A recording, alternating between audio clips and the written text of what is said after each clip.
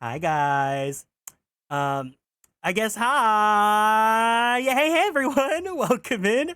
Welcome in. Welcome in. I hope you guys are all doing good today. Thank you guys so much for stopping by. Congratulations, Psycho Reaper, for being first. Hi Robbie. Oh my god, Kieran style. Hi. Hi Lace. Hi Gay. Happy Pride Month. We are sashaying away with deals. Hi CB, hi Sai, hi Yazzie, hi Kawaii Guns, hi Soup Space, hi Vara, hi Andrew. Welcome in. Yeah, make sure you guys refresh the stream page if you need to, because hopefully everything's running better now. But anyways, I gotta do the thing that I hate the most, which means I have to download 2 separate VODs from Twitch and then make it work on YouTube. So I guess everyone, let's go ahead. Happy Pride Month. Happy Pride Month. Let's all say hi, YouTube. Hi, YouTube. Hi, YouTube. Actually, I think the perfect time for the stream to absolutely just fuck up and restart is during this section where I have to, like, you know, in between parts and not like in the middle of a conversation in the game. So I'll take it. Hi, Marquisa. All right. I ate my bow. I have my game here. I've restarted my computer. Are we ready to continue on with the investigation? Let's do it. With the death of Bastion Rook and the revelation that Shelley the Killer was in our midst, the case had taken down a turn we could have never predicted. Mr. Knight ordered that the door to the presidential plane be opened, as well as the door to darkness? And the emergency personnel attending to Mr. Rook's body were asked to leave. With the scene cleared, we stepped cautiously aboard. Oh no!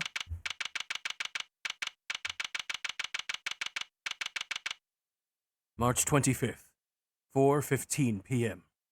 Zhengfa Presidential Plane.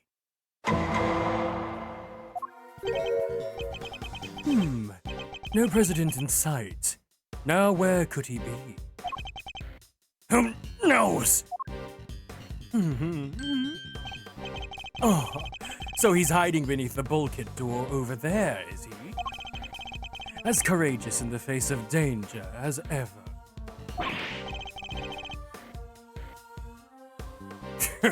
Sorry to disappoint, but did you seriously expect him to be standing here waiting to meet his assassin? As we've already established, my interest lies only in the successful conclusion of this investigation. Now, Mr. Edgeworth, if you could be so kind as to examine his body. All right. My only option right now is to play along. The rest is up to you, Detective Gumshoe. So the attempted assassination of the president has become the murder of a bodyguard. You look like you could use a little help there, Mr. Edgeworth. Not that I need it, but yes. That's what I thought. And there's nothing else for it. Kay Faraday, great thief extraordinaire, we'll just have to take it from here. Oh, really? You mean you're going to solve this case for me? Nope. I thought not. But I will provide vital assistance. Now let's get to scouring this crime scene from top to bottom.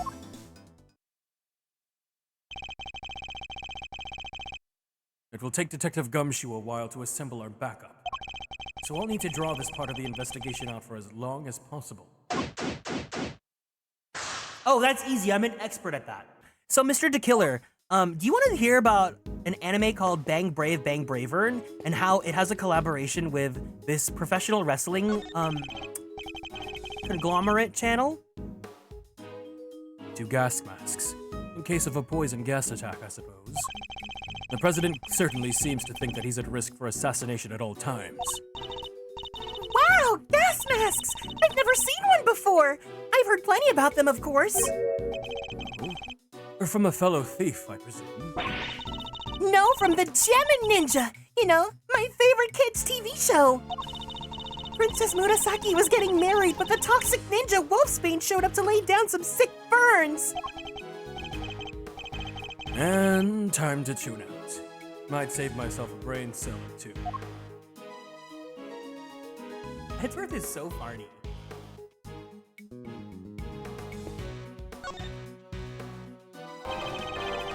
Hi Mooney, thank you for following and joining the Konstellations. Welcome in. I must scour the scene and expect everything that catches my attention. The bullet seems to have entered just under his armpit and went clean through his body. I can't say anything because this just invokes one of my favorite tweets of all time. You said you want me to stall for time, Edgeworth? Here you go. Let me pull up the tweets. I know I have it. Hi, Mooney. Can we give Mooney a warm welcome for being new here? It is like the most vital tweet that I have in my bookmarks. Hello, Moo Moo.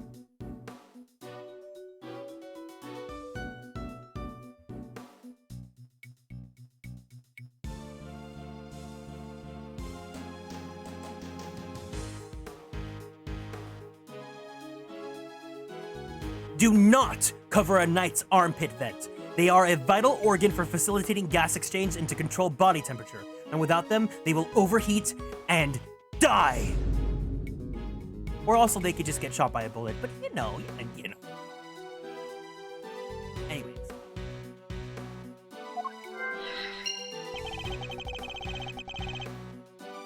He's not a knight.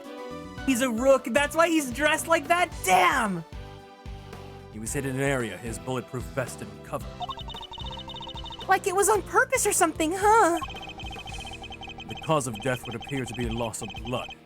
Attempts were made to stanch it, but to no avail. The medics must have been brought in to try to save him. Sadly, it was too little too late. It's a bulletproof attaché case. Bodyguards use them to shield their clients from gunfire.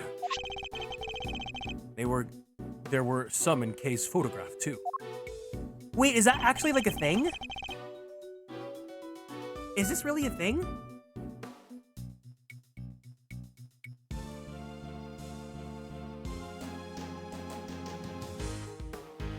If I Google bulletproof attaché case, that's like the first thing I see in the Ace Attorney wiki. Is this actually a thing people do?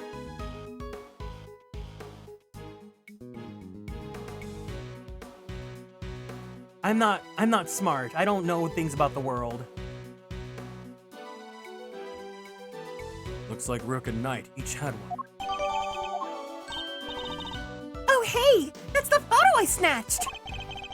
You can hardly steal a photo at a public event, Kate. But I'm snatching up a moment in time with every picture I take, you know? I take it snatch is your new favorite word. Yeah, I've really been watching RuPaul's Drag Race a lot. Maybe.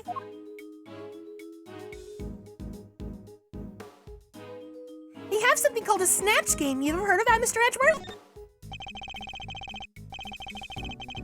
It's the victim, Mr. Bastian Rook, bodyguard to the President Jung Fa.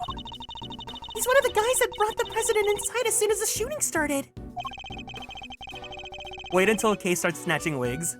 I'm clocked into RuPaul's Drag Race. I started watching season 2 weeks ago. I have never seen RuPaul's Drag Race. Which means he continued to do his duty right up until his dying breath. At least he'll get posthumously promoted? At least he'll get posthumously promoted. Hey, it is better to know when to say nothing at all Oh, than to end with your foot in your mouth? Huh? What do you mean? I mean, bodyguards don't even operate on the same rank promotion system as the police in the first place. Snat swipes your gay card? It's okay. I knew that it was gonna happen once people found out. I don't even know what Snatch Game is. What's a Snatch Game? They playing tag? Flag football? Thank you for the care package, CB. All right, everyone, let's go ahead and stand up from our seats. Let's go ahead and twist our bodies to the left. Twist our bodies to the right. Stretch our arms straight up to the sky. Roll out that right shoulder. Roll out that left shoulder. Very slowly, very gently. Let's roll out that neck. Take a deep breath in. Take a deep breath out.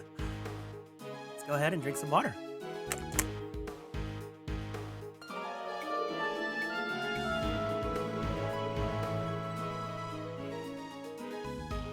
Kieran 97 blankies. Kieran 97 blankies. Ninety 7 blankies! Kieran 97 blankies. Momo, thank you so much for 1 whole year in the Superstar Sub Club! I love you! This is what a superstar looks like. Thank you.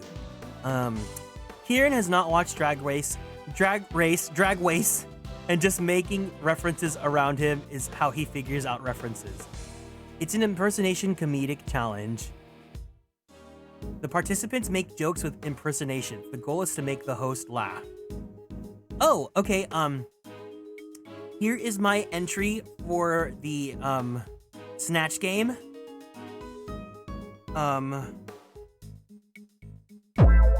Wait, no, not that, not that. To the left. To the right. Gently now.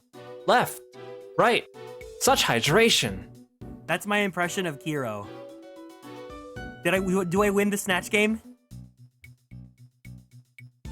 The victim was also carrying a revolver. It looks like he was trying to use it.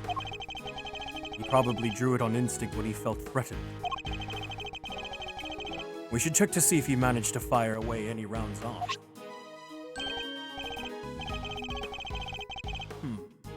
Oh, there. No other signs of the weapon having been used. Konstellations teaching Kieran on RuPaul's Drag Race is akin to teaching Mima how to turn on the PC tower? What? I'm sorry, my dear, but you're up for... Is that supposed to be RuPaul? And then his rattlesnakes. Yeah, totally, Kieran. You guys suck. Was this one on loan from Jung Fa too? Yep, sure was. We're always issued with the same model gun. I can't be the only one here who's never seen RuPaul's Drag Race.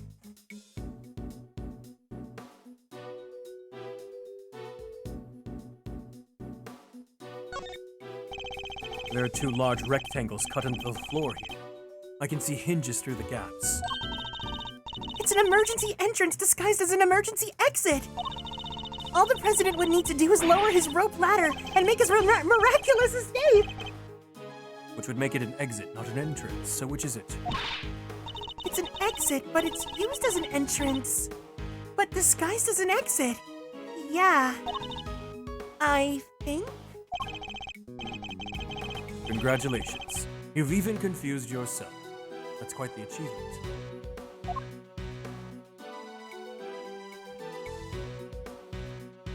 If you watched it years ago, I don't think that constitutes being green anymore.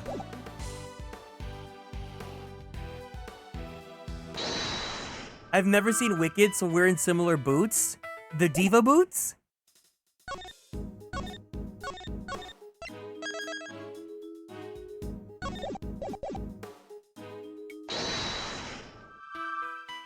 Assassination attempt, 6-shot revolver. Rook Sky. Bullet through the body. I've never seen Wicked either, but I know why does wickedness happen through osmosis.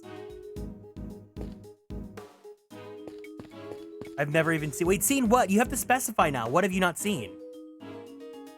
Oh my god, wait. My uniform! My uniform!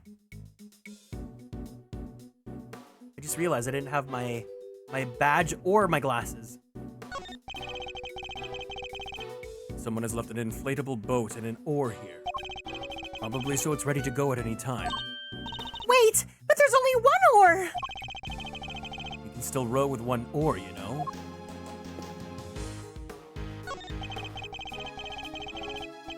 There's a wide selection of protective equipment here.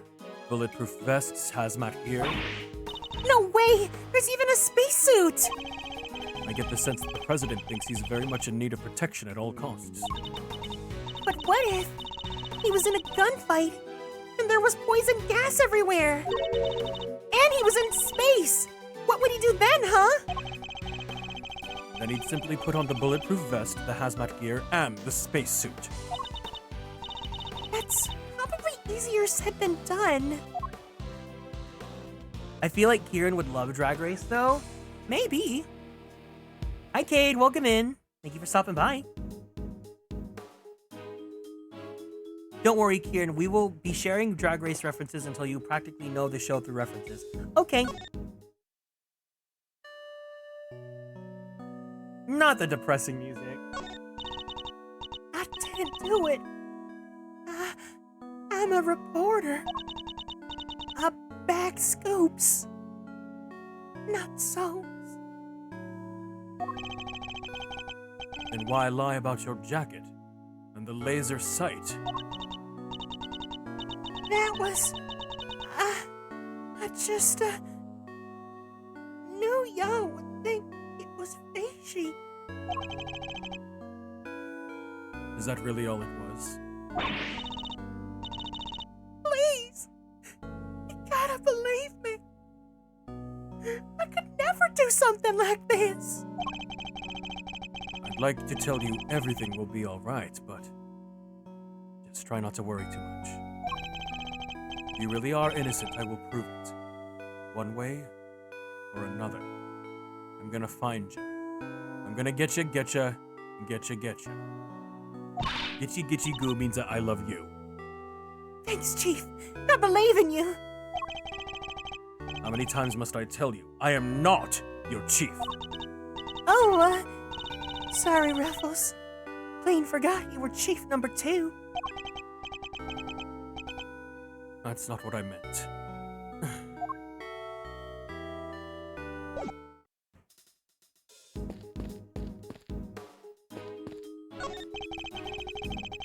It's a bank of monitors displaying camera feeds from in and around the plane. I must scour the scene. Okay, yeah, thank you, Edgeworth. This monitor is displaying a feed of this very room. Didn't go cheap when they bought these, huh? Very high res. Oh? I'm afraid I can't quite tell myself, but I can even see the little crow's feet around your eyes. Oh, my bad. They're just the usual deeply etched lines. You know, on your forehead. if you're quite finished.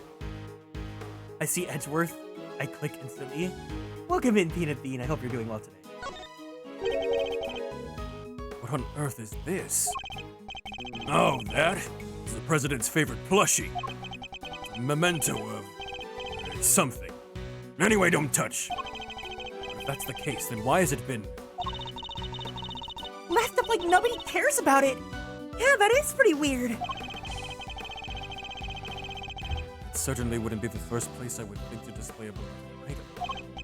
Wait, are those shards of glass underneath it? I thought something seemed strange about this cubbyhole, but now I'm sure of it. There was almost certainly another monitor here.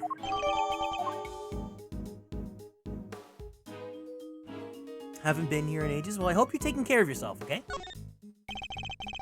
These monitors are displaying the cockpit and the parts of the plane's exterior. But I don't see anything of the ordinary.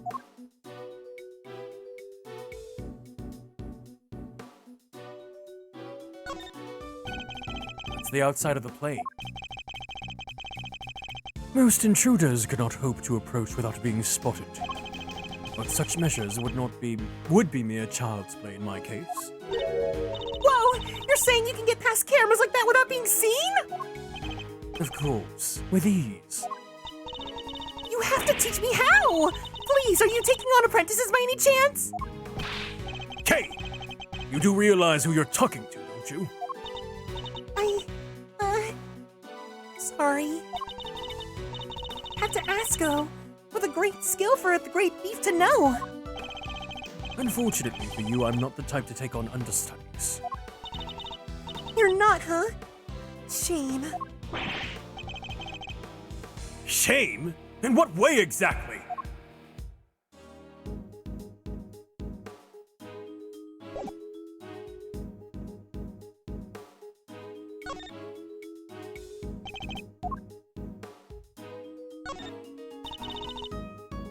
That looks heavy. So this is what a president wears, huh? Must be made of something super special. Yes, to protect them from bullets. What? So it's not just for show? Of course not. This is a bulletproof vest. Oh, so that's what one of these looks like. Why didn't you just say so? Now I feel silly. Can we analyze the bullet that's there? Documents of some kind. We could always steal a glance. Another security plan. Tina, I'm gonna cut you there just because I'm playing the game blind and I don't want you accidentally saying something that I don't want to see yet because I don't know anything else about this game. I know Shelly from Justice for All, but don't talk anymore else about this game, okay? Thank you. Another security plan. Oh yeah, like the one from the trash can. Precisely.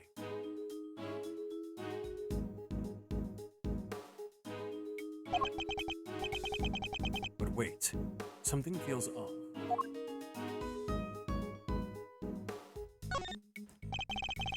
It's the same rough diagram of the stage area. Yeah, like the other security plan we found. The one from earlier, you mean? Something's different, I'm sure of it. What could it be? Time to put my powers of deduction to work.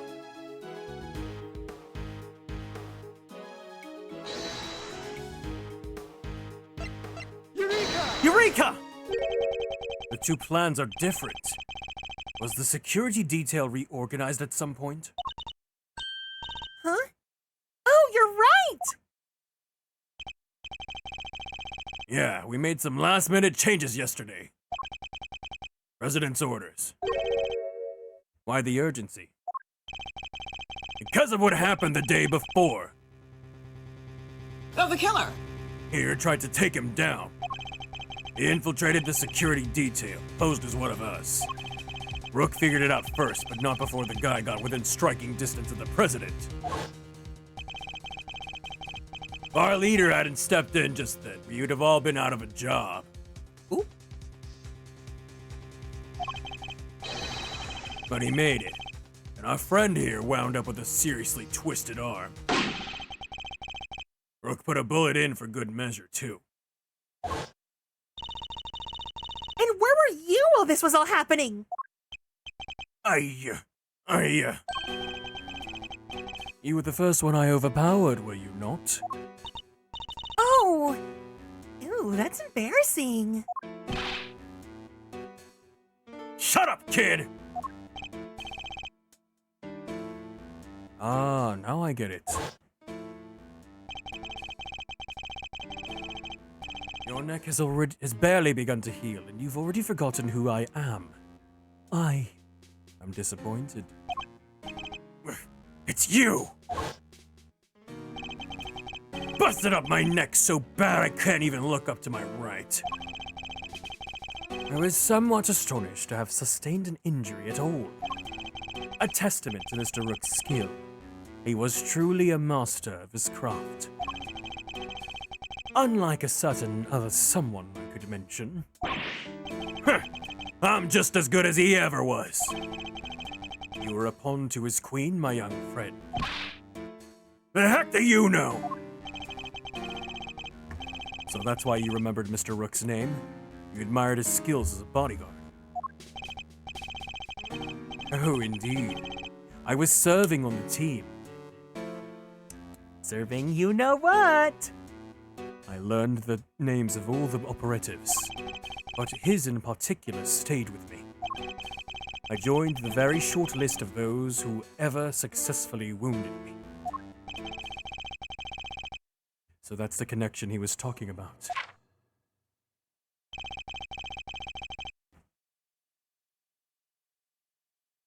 Bye, Moo Moo. Take care. That's why we changed up the security plan. Had to be sure there weren't any more assassins in the ranks. President didn't want anybody on stage he didn't trust. He only trusts 2 people. Me and Rook.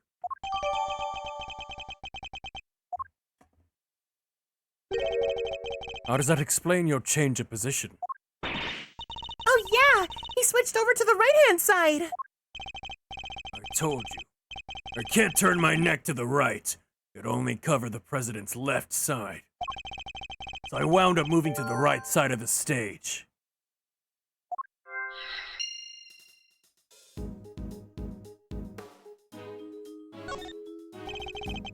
A curious figure of a curious animal with a curious expression is staring straight at me.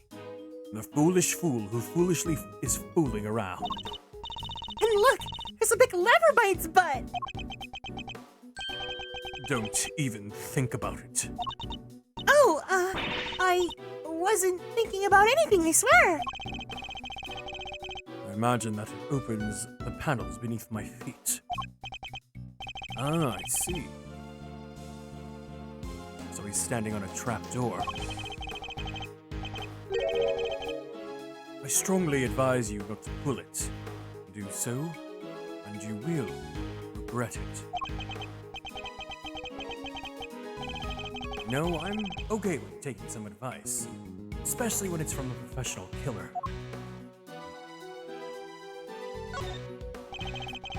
These personal safety alarms are very colorful. Looks like they got a lot of use as well. I like the president. He seems like a thoughtful guy. Buying these for his kids, maybe his wife too. Why would they all be here if that was the case? No, these are for his own personal use. Objection, Your Honor! It's simply not possible for one person to use this many personal alarms. Why, you ask? Because he is human and therefore possesses only 2 hands. 20 hands wouldn't be enough to count the number of objections I have to that objection.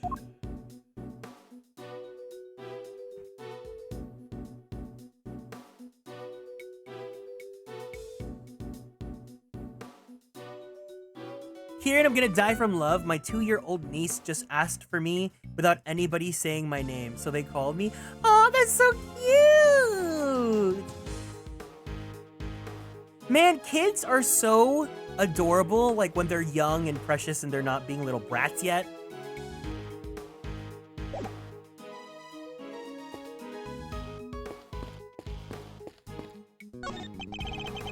The president is on the other side of this door. And what a door it is! Bet I could get the better of it, though. Get the better of it. Doors aren't there to be beaten. But look how heavy it is! Look at that lock! It's just sitting there begging for me to try it! Calm down, Kay, and I think, why might this door be locked? For me to open it, of course. Precisely. For you to open it, of course.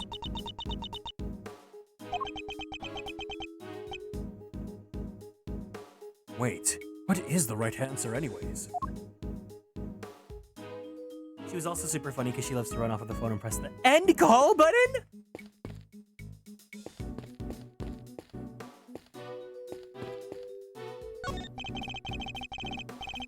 It's a solid circular life preserver designed to be used in case of an emergency on the water.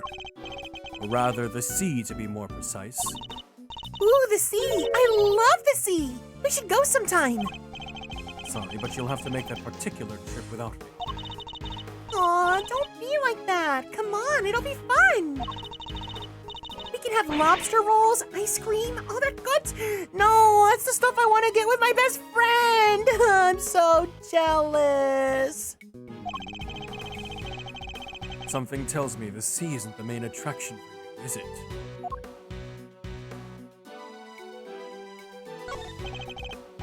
riot shield, and next to it a canary in a cage. Oh, she's so sweet. I want one. Do you ever see a cuter partner in crime? Partner in crime? Well, yeah. She could help me with lockpicking, stuff like that. How are you, chat? Wait, do you have to type something to get that, or if you type the word chat, does it do that? Oh, it's brat chat.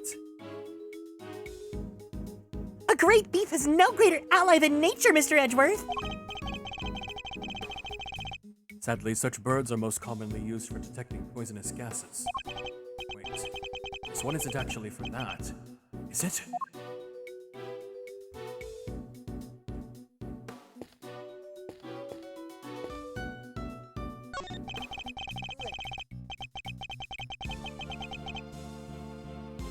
I have high hopes for your investigation.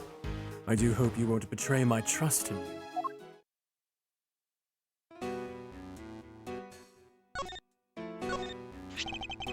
I must admit, I've never seen one of those up close. It's akin to a license, correct? I too. No way! You have a license to kill? No, but if I must spell it out for you. Nope, all good, thanks. Keep that little nugget of truth locked up nice and tight in your heart, okay? So even a great thief's bravado quickly crumbles in the face of an assassin.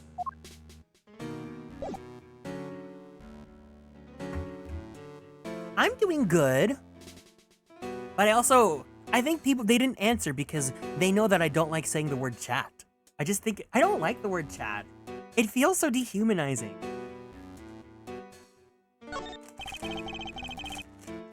Things are progressing well, I hope. There's no need to worry. Things are progressing just fine. Remember, I absolutely despise betrayals of all kinds. Yes, I know. Indeed you do. So please do not take care, or do care not to double-cross me, accidentally or otherwise. I really have no choice but to do as he says for now. Hose, are you? Yeah, I don't like saying the word chat to like refer to you guys because it just feels like so dehumanizing. It's like, yeah, there's a sort of unity in that, but at the same time, it's almost like you're not a person to me. Like you're just chat, and it's not like I'm talking to a human that's spending time choosing to be here with me, you know? I don't think that's like fair. Of course, different people will probably look at it a different way, but that's how I look at it.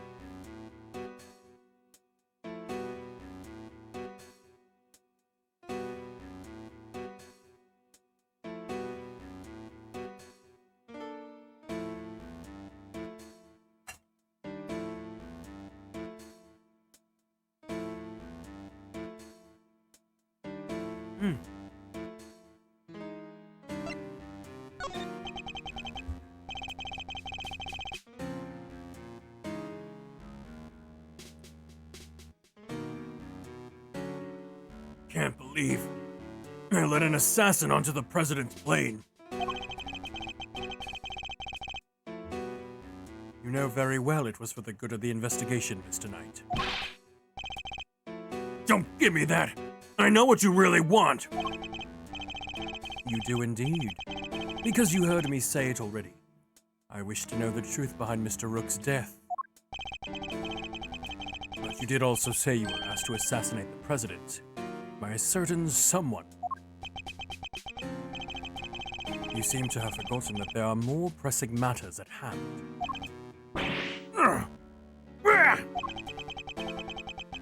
I don't often carry out unpaid work, but it's not entirely unheard of. Fine. I'll get back to the investigation. Good. I'm expecting great things from you, Mr. Edgeworth.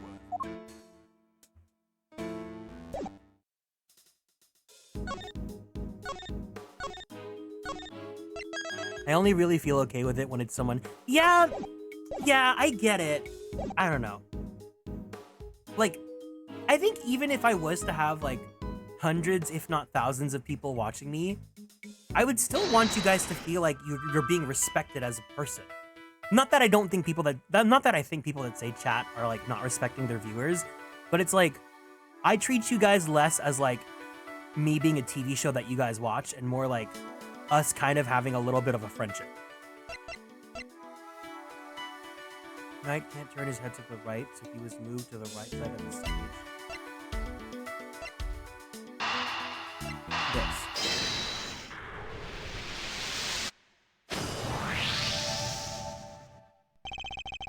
Two bullets were fired in total. We know this because 2 shots were heard. One traveled through the flag and into the balloon. The other took Mr. Rook's life. But there's a bullet in the president's vest too, right? How is it possible? Oh, indeed. The numbers don't add up. However, there's one possible explanation. There is? After passing through his body, the bullet that took Mr. Rook's life then found itself lodged in the vest. In other words, 2 of the bullets were in fact 1. No way! He's right. If the president hadn't been wearing that vest, things could have been a lot worse. Why does the killer have stitches? I mean, he is the killer. He wasn't injured at all by the impact.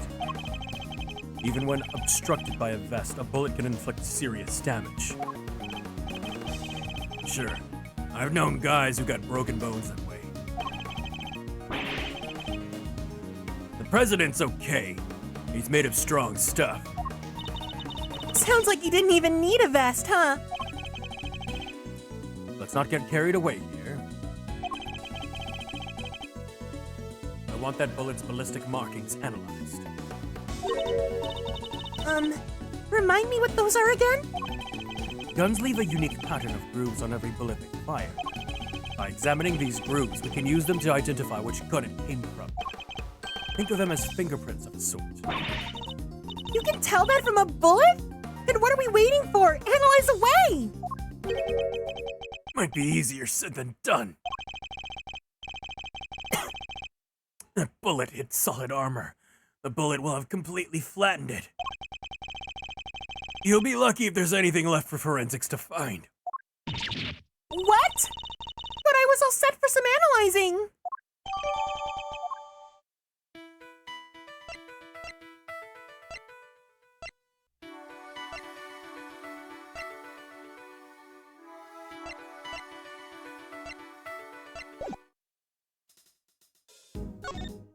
Her little pout.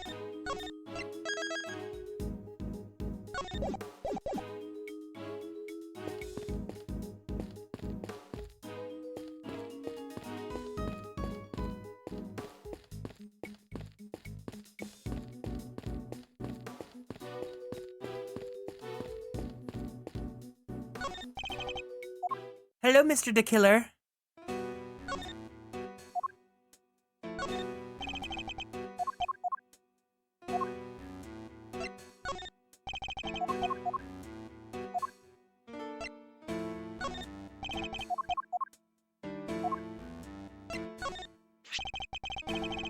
I bet not even Rook saw it coming. And who could blame him? Guy like that getting killed by some minor league hack? Quiet, please. You... Now, Mr. Edgeworth, continue with your investigation. Right. What's he hoping to achieve here? The single piece of evidence was all it took for you to track me down. You really are as good as they say. I still don't get why you hid it under the samurai dog stand. As I said, I do not wish to be mistaken for the shooter. A shooter you identified by means of a different jacket entirely. Or do you doubt your own logical conclusions? I have to admit, there are no lies to be detected in his words.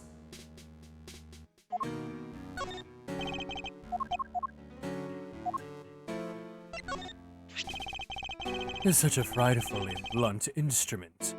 No knowledge or skill required. The use of such a tool speaks to a fundamental lack of reverence for the craft, wouldn't you say? You're telling me there's a level of reverence involved when choosing a murder weapon? Indeed I am, Mr. Edgeworth. You wouldn't agree? A weapon is a weapon. Well, I totally agree, and so does he. Now say sorry, Mr. Edgeworth. What is there even to apologize for? He became British for like 0.1 seconds.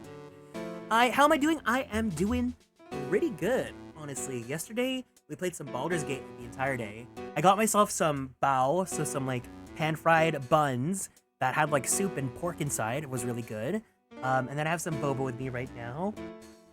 I was gonna go see my friend tonight for dinner, but she got sick, so I guess I'm not gonna go see her. So maybe I'll go to the market with my mom.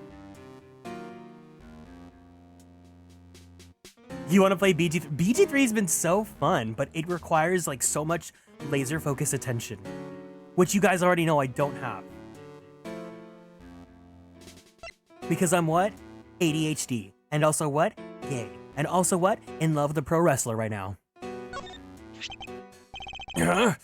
Where'd you get that? This is today's security plan for the president's speech, correct?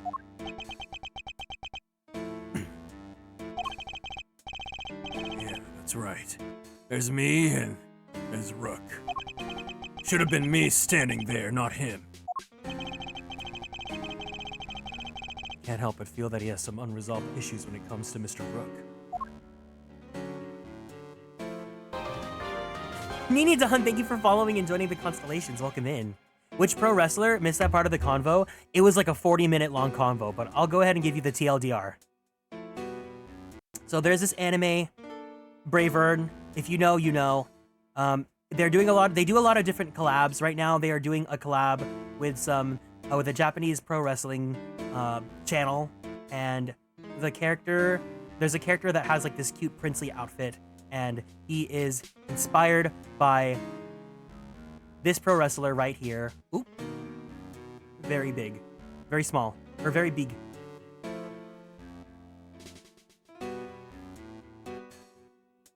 Inspired by this handsome pro wrestler. And I am in love with him.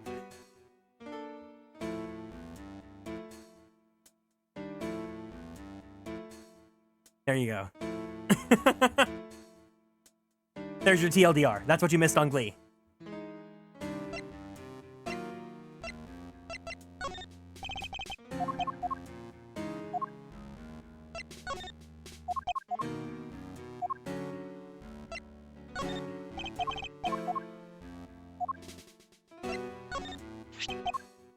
I see you're also quite a dark-hearted man, Mr. Edgeworth.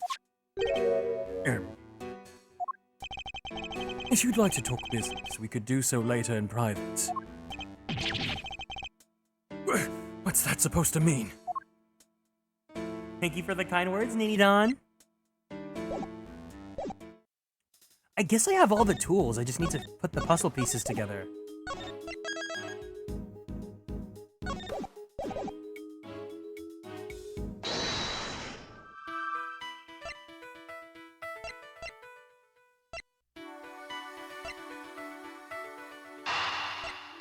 Oh.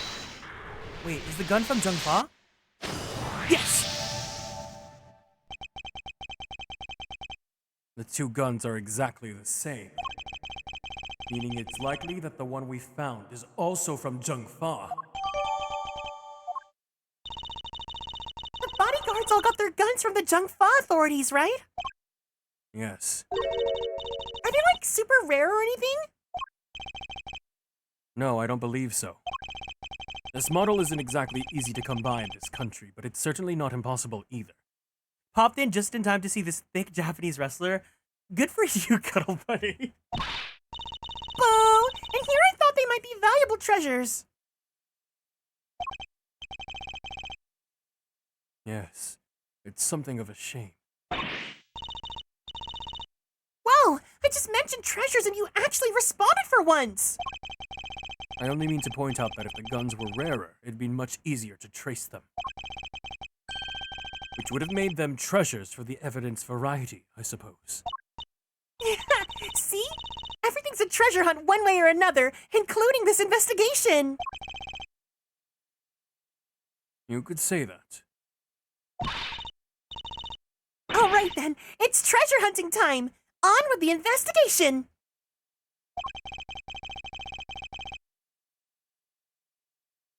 She certainly seems a lot more enthusiastic all of a sudden.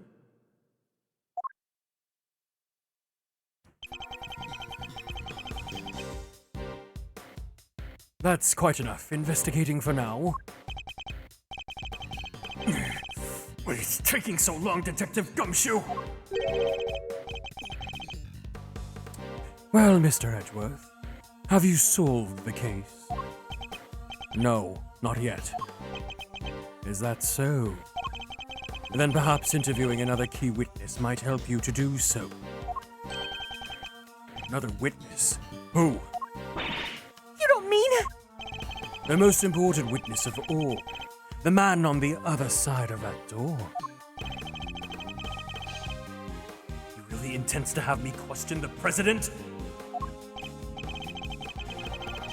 Now, if you would be so kind as to summon him, Mr. Edgeworth. Stop right there, the killer! You're nuts if you think I'd let him anywhere near you! Well, Mr. President, I'm sure you're watching us through your security feed, aren't you? In which case, I politely request that you show yourself. That is, if you value your bodyguard's life.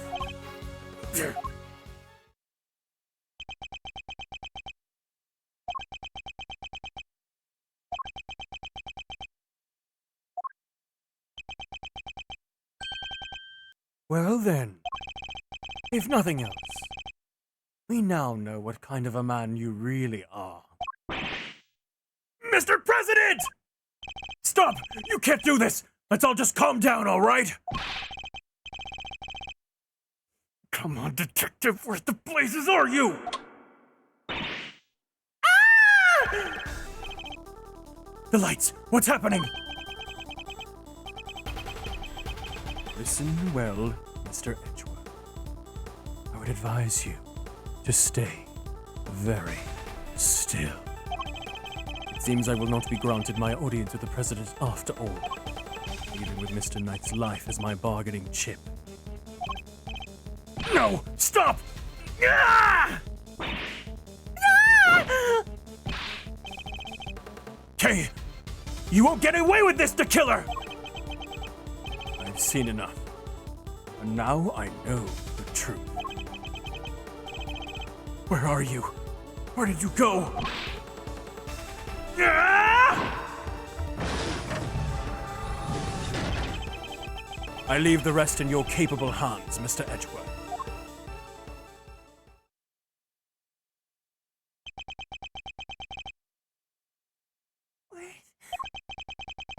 Mr. Edgeworth? Detective Gumshoe. Sir! Mr. Edgeworth, sir!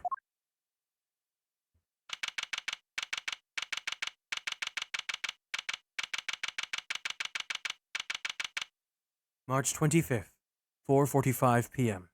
Zhengfa Presidential Plane. Hold on a second. Hold on a second.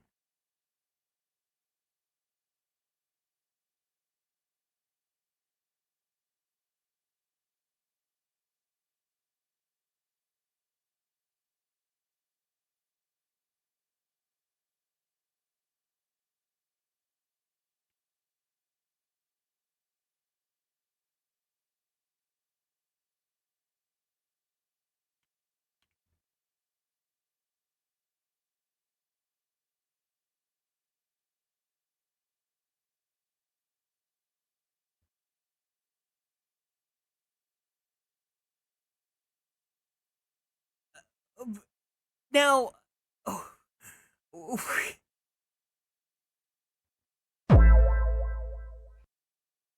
hi, Luke.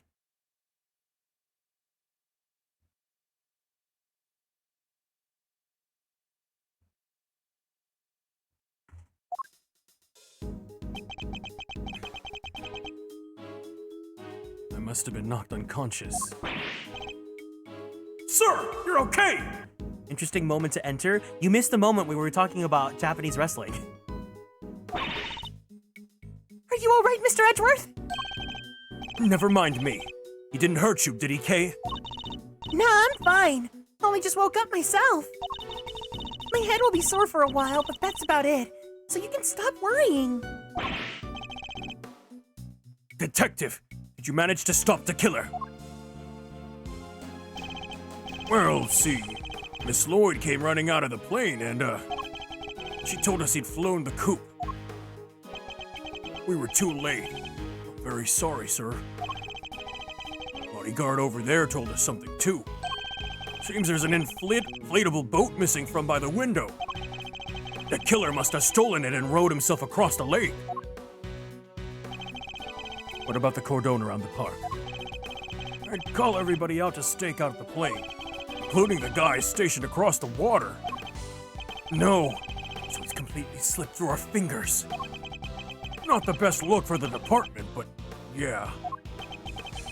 Hey, Edgeworth. Mr. Knight, you're alive. Yeah, no thanks to that murderer. Oh, that reminds me.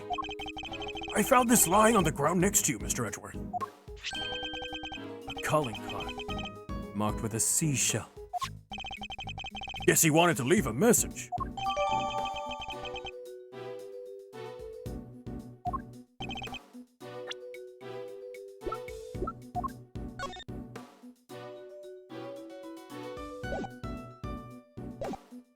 The killer usually leaves these next to the bodies of his victims. But you're not dead, sir. I could have been. Maybe that's the message. Can't stop thinking about his parting words. I've seen enough. And now I know the truth. I leave the rest in your capable hands, Mr. Edgeworth.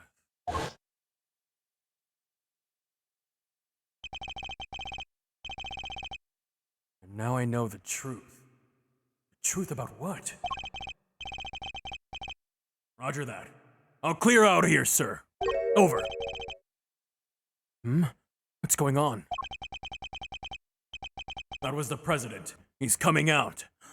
Oh my god, everyone! Congratulations! Now?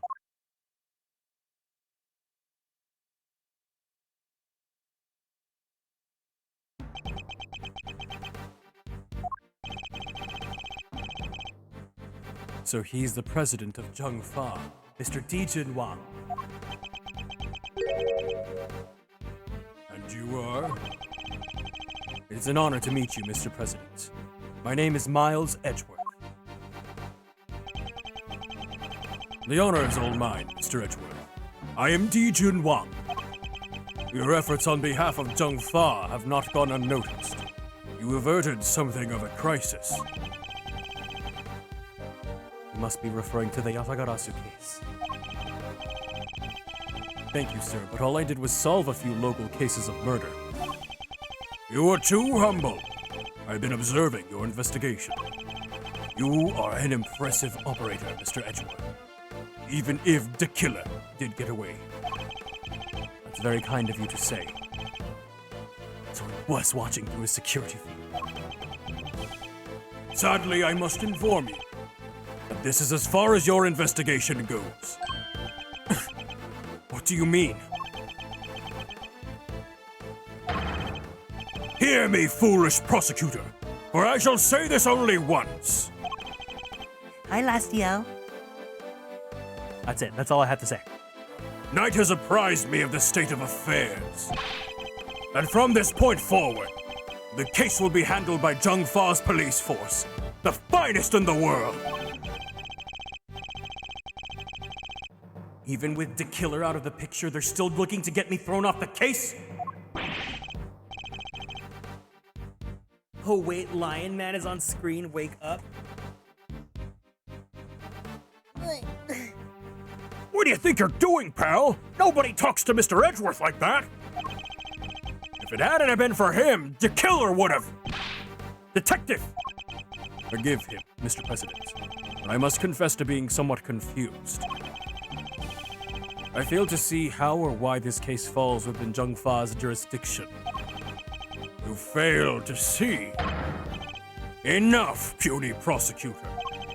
You seek explanations from a head of state. I say no!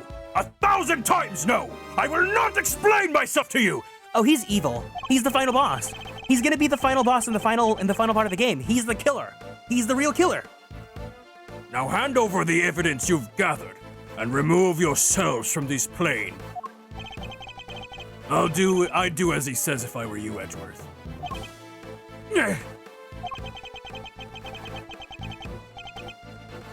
This really can't be the end of the line, can it?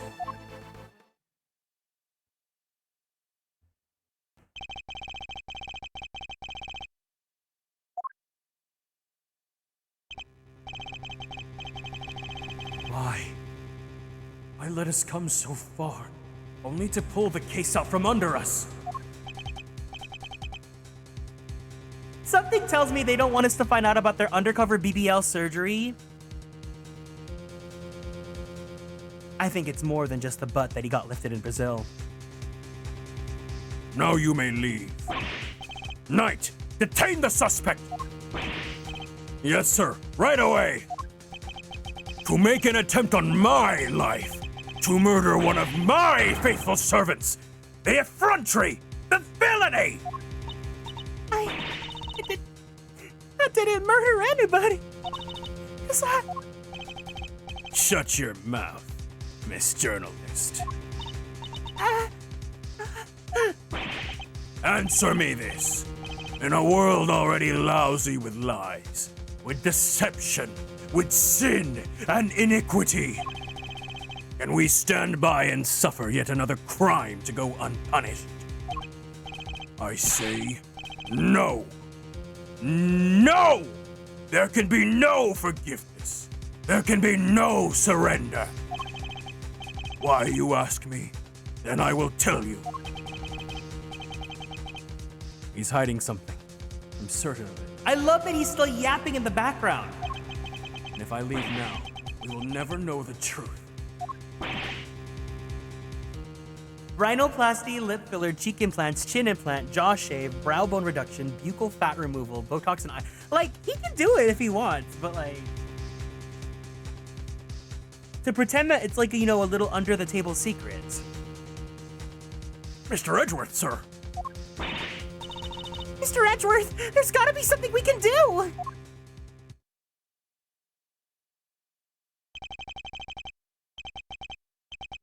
Think, Miles. Remember. How many times have you faced situations like this in the courtroom? You've confronted the lies of witnesses, encountered the arguments of other lawyers. Has the critical evidence always been laid at your feet? No.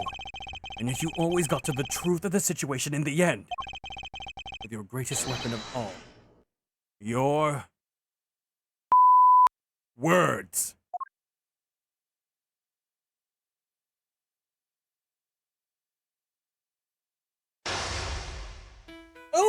Oh, we're mind gaming, we're mind gaming.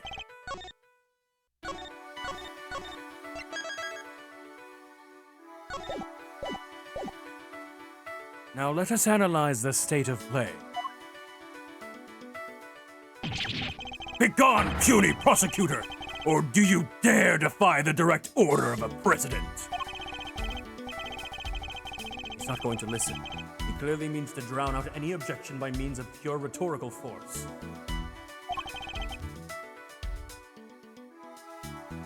When an opponent is on the offensive, the best thing I can do is bide my time and wait for an opening. As he said himself, he's a head of state, a seasoned politician. He won't open himself up to attack easily. I can't let him bully me into submission. I have to stay calm and alert. If I can read his movements and expressions correctly, I may be able to find my moment. My first aim should be to find out why he is insisting on Jung Fa taking over the case. The board is set. Time to make my opening gambit!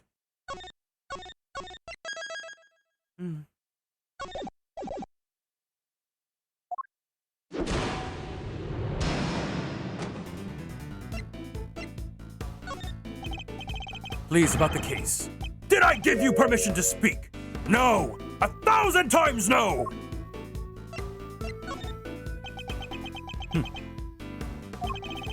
I am the leader of Zhengfa. I have no time for your insolent backchat. I was simply hoping to confirm one basic fact. You say that the investigation will now be assigned to your national police force. I do. Now enough of your pointless questions!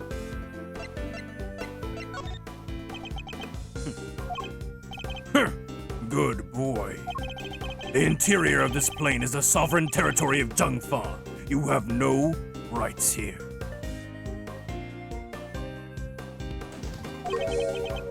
Be careful. I'm not sure if they mentioned it before, but he is the head of state. Edward's ultimate weapon when mind gaming people, not saying anything, he's doing the silent treatment. He's giving them the silent treatment until they give in. He's a gaslighter. I love that for him. Is that so? Could it be that our current location itself is significant somehow? Thank you for the care package, Yasmin. Everyone, let's go ahead and stand up from our seats. Let's go ahead and twist our bodies to the left. Twist our bodies to the right. Let's stretch our arms straight up to the sky. Roll out that right shoulder. Roll out that left shoulder. Very slowly, very gently. Let's pull out the neck. Let's take a deep breath in. Take a deep breath out. Let's go ahead and drink some water. Thank you for taking care of me.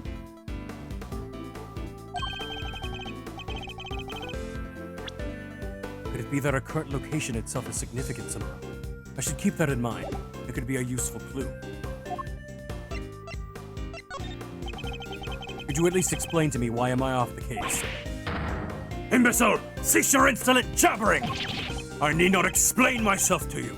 My reasons are my own, and they are none of your concern. Perhaps it's time to employ my clue. In the course of our conversation, I've deduced certain facts from your behavior, Mr. President. For example, you seem particularly aggressive when discussing our current location. You smarmy smart aleck. As you said yourself, the presidential plane is the sovereign territory of Zhengfa. And from that we can infer that you believe the rules of extraterritoriality apply inside here. Is that correct? Enough! Cease your objectionable whining! You can rant and roar all you like, but you won't escape my scrutiny. It was unmistakable. The moment I mentioned extraterritoriality, you became visibly agitated.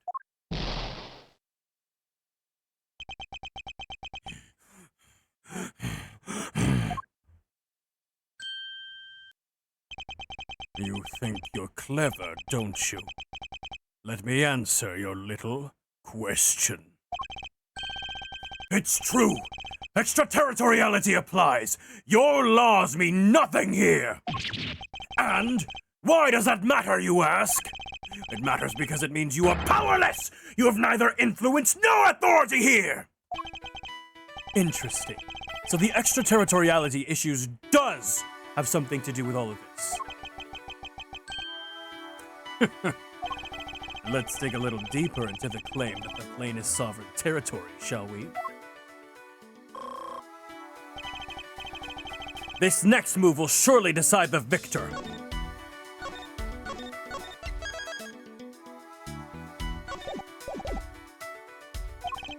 He may be the president, but nobody is untouchable. I just have to find the right angle of attack. Surely you've seen that you've overplayed your hand. Nobody asked for your opinion. You need only obey me, nothing else. You dare tell me how to govern, how to lead. You dare contradict me? On the matter of Miss Lloyd's guilt, yes, I do. No! She's guilty! She's the culprit! There's nothing left to debate!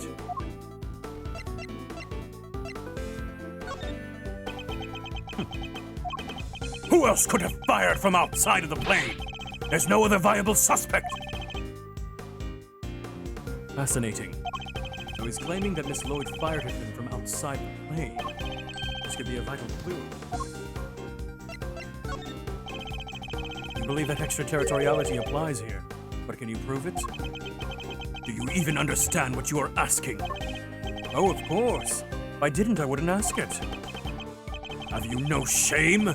Calling into question the good word of one such as myself?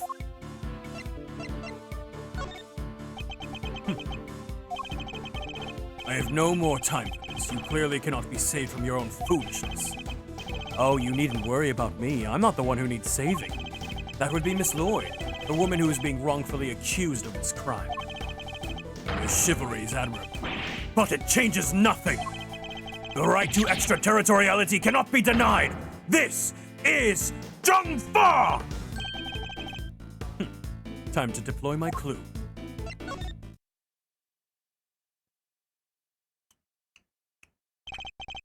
I may not be able to call the extraterritoriality of the presidential plane into doubt. However, according to you, she shot at you from outside the aircraft, correct? In which case, extraterritoriality could not possibly apply in this case. Your assertion is entirely without merit, and the detainment of Miss Lloyd cannot be justified. Ah! How could I? Bested by a mere prosecutor! But I am the president! The president! Check. Mate. This is what a superstar looks like.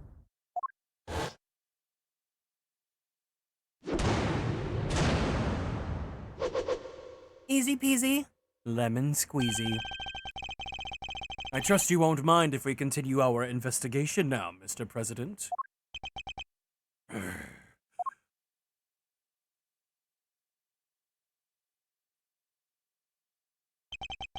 I hereby officially and unreservedly confirm my approval. Consider it a gesture of the magnanimity and generosity for which my good office is known. Yes, for without noble acts such as these, unmistakably and irrefutably, for which reason we hereby... There can be no other outcome! People of Jungfa, I swear to you here and now, this investigation will continue! All that when he could have just said, okay, you got me. Mr. Knight, if you would care to return the evidence... Take it. Wow! This is almost just like, you know, the certain case of like an app getting banned from a certain country and then a certain seat of power coming in to pose as the hero, saying that they are the ones that dictate whether or not, you know, they can save. I'm not even gonna continue that. I'm over it. We did it, Mr. Edgeworth. We sure did. And now the investigation can continue. Whatever. Enjoy your pocket full of pawns. I'll be over here enjoying how you put them into play. Oh, I just know 1,000,000% that when they made that guy, when they made this freak, they knew there were gonna be people out there that were gonna make him their entire personality. And you will definitely enjoy my next move. Mr. President, one more favor if you would be so kind. What is it? Could you please give us your testimony concerning the incident itself? Now you want me to testify? Whoa, that's your next move? You want the president to testify, you'll have to take him to court. All in good time, Mr. Knight. He will get his day in court soon enough. But if a person of interest refuses to cooperate at the investigative stage of the process, they are obliged to provide detailed justification as to their reasons for doing so. That's... What's the matter? Is there something you'd rather we didn't know? Stand down, Knight. I will do as the prosecutor asks. Thank you for your cooperation. Now listen, and listen well.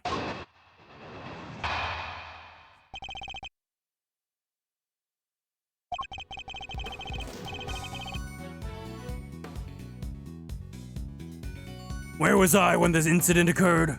The stage, of course. Suddenly, Rook and Knight jumped in front of me. Then, bang! A shot ran out and a plain, unblemished balloon of red exploded nearby. No, not hesitating for an instant, my bodyguards tried to escort me back to the safety of the plane. And then, the second shot. The bullet went right through Rook and lodged itself into the bulletproof vest I was wearing. Edgeworth, you're so sassy, I love you. That's his entire character, baby. I guess if you look at it in one way, the president's also a victim here. Yes, the victim of an unattempted assassination. Rook was simply in the wrong place at the wrong time. That makes it even weirder. Why would the target of a crime try to obstruct the investigation? My guess is that there's something behind all of this that he doesn't want to make public. Cover up, huh? I knew there was more to this case than meets the eye. And the president isn't the only one who knows the truth. Isn't that right, Mr. Knight?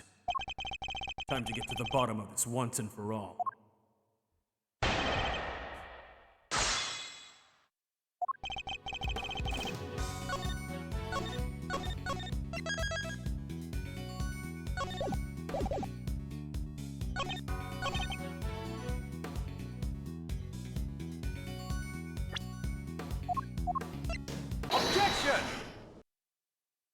I love when my brain actually is working right and gets it right immediately.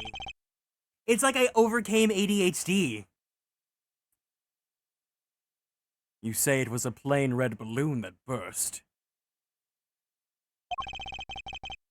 But I strongly beg to defer.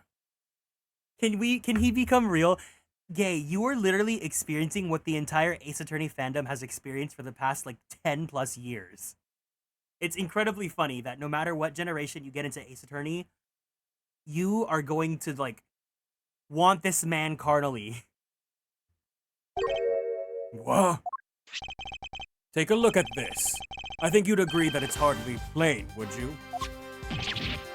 No! What? What? Who is that? Mr. President, meet the Steel Samurai. I would have hoped you might recognize him. Especially if you were hoping to ingratiate yourself with the people of this country. Yeah, you need to watch the Jammin' Ninja too. He's amazing. So you see, the balloon that was struck by the bullet was anything but plain. It was in fact of the Steel Samurai!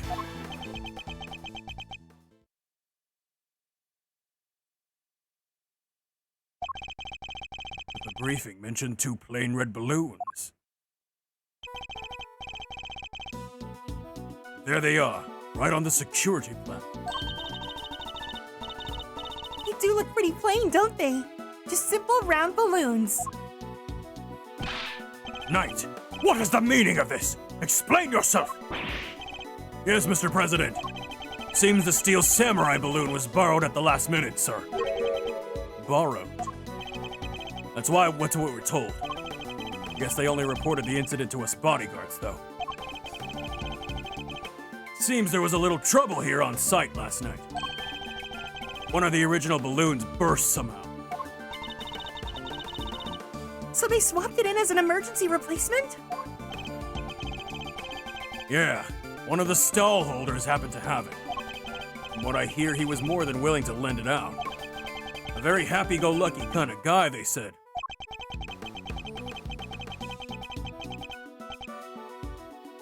A happy-go-lucky stall holder with a Steel Samurai balloon to spare. Huh. They filled the bottom part with air to make it look like the other ornamental balloon. So while it was a Steel Samurai balloon, it was made to look like a plain red one above water. Is that the long and short of it?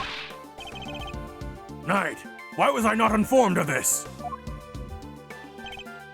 Sorry, sir. We didn't think it was a pressing issue. And indeed, you saw it and knew no different, correct? Yes, I suppose so. clearly have mistaken the steel samurai's pants for a plain red balloon.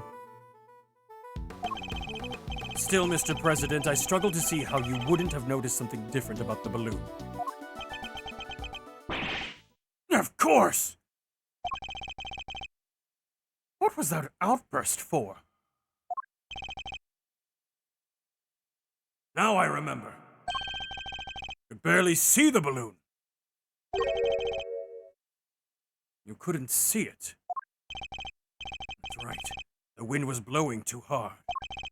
The flags to the sides of the stage were flapping incessantly and blocking my view. Is that so?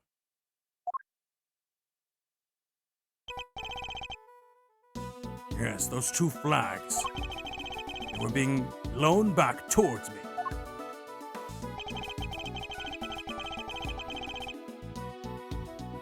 There would have been a strong wind blowing right around the time of the incident. Strong enough to blow the flags into such a fashion. But does that conflict in any way with our understanding of the case? Of course not.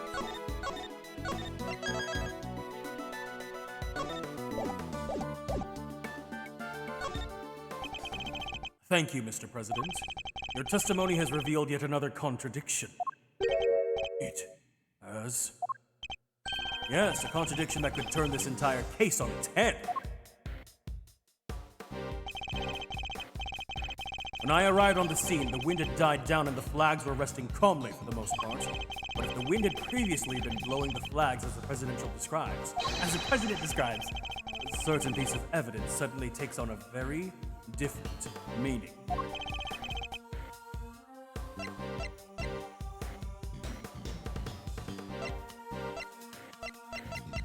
Take that! Earlier, we deduced that the bullet that struck the steel samurai balloon and the bullet that passed through the flag were one and the same. From these two things, we further deduced that the trajectory the bullet must have taken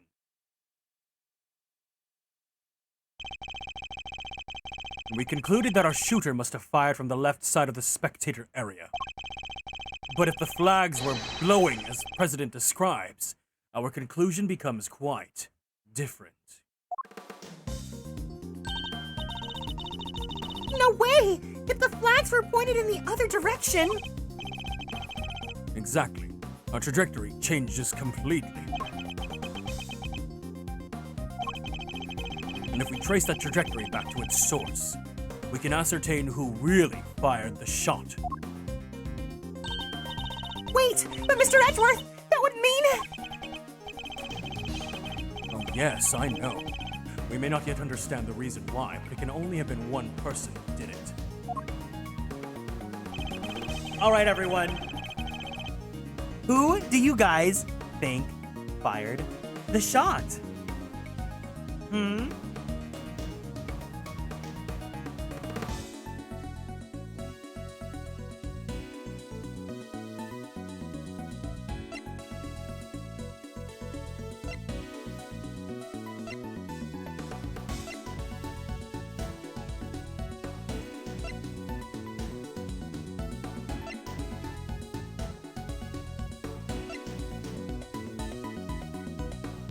It was obviously Gummy.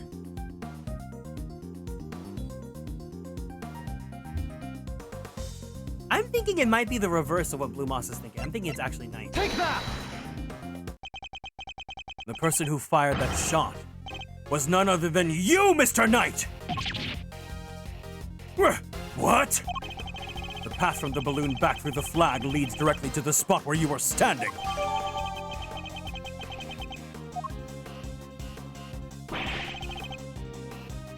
The guy's one of the president's bodyguards! Why the heck would he go around shooting balloons? This is absurd. What exactly are you trying to imply? That Mr. Knight, a man who has saved my life countless times, is my would-be assassin? Seriously, Edgeworth, we put up with a lot from you, but this? We're President Wang's bodyguards! We are the pieces put on the board to protect the king! I'll handle this, Knight. Sorry, sir. Mr. Edgeworth, the wind was indeed blowing quite fiercely around the time of my speech. But the wind can pick up and die away in an instant, can it not? Therefore, I need proof. Proof that it was blowing hard enough to lift the flags during that crucial moment.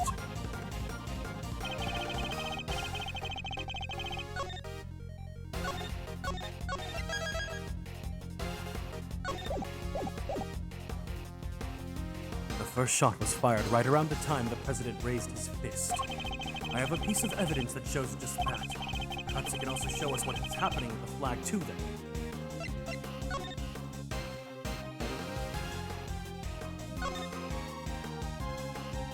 Oh, wow! Take that! Hi, May. Welcome back. Your proof is in the picture right here. This should be good. Which picture? Where? I didn't sleep at all, girl! Oh my god! We can see which way the flag was really blowing. Right here! Take that! Was Knight trying to kill... Who was Knight trying to kill then? Because it was the president. He's a terrible shot. I started to think about Crush more last night that I can't sleep well. Oh my god, it's just like me! It's like when I was thinking about Yuki Ueno. Hi, Transient. Welcome in. Well, do you deny that it clearly shows the flag? Aye. There we have it. Proof that it was blowing towards you at the moment of the shooting. So that means our pal over there did shoot the balloon? Making him the assassin?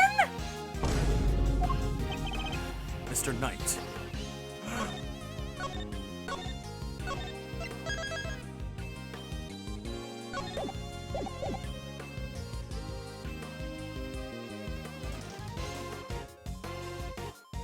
What do you guys think?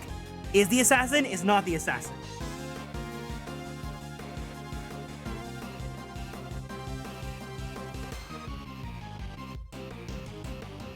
You think it's a false flag, so you think he's not the assassin? If he is, he sucks.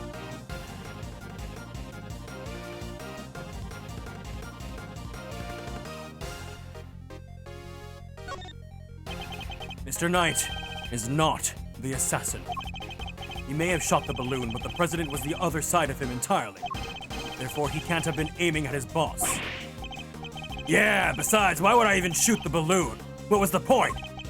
And watch how you answer, or I might aim for something else next.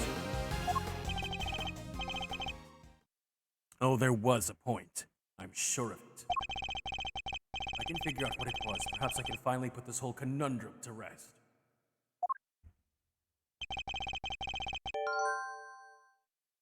Knight definitely shot the balloon. The fact alone changes everything about this case.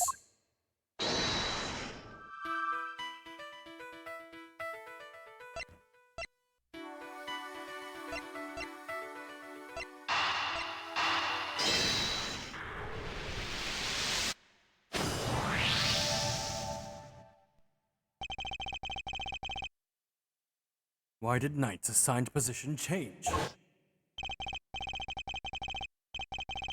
I told you, I can't turn my neck to the right! Could only cover the president's left side. So I wound up moving to the right side of the stage. But is that the only reason? Let us suppose that the plan hadn't changed, that Knight had remained posted on the left. Given that he was unable to turn his head to the right, would he have been able to shoot the balloon closest to him? Could it be that the security plan was changed for the express purpose of popping one of the balloons? And if we suppose that to be the case, the two plans are different. Was the security detail reorganized at some point? Yeah. We made some last-minute changes yesterday. President's orders. That's right! The president was the one who ordered the change!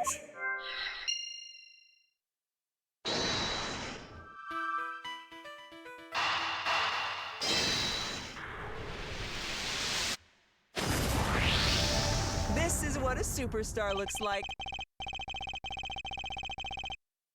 If I'm reading things right, the president knew in advance about the balloon shooting. Which means he must have foreknowledge of he would be in someone's crosshairs today as well.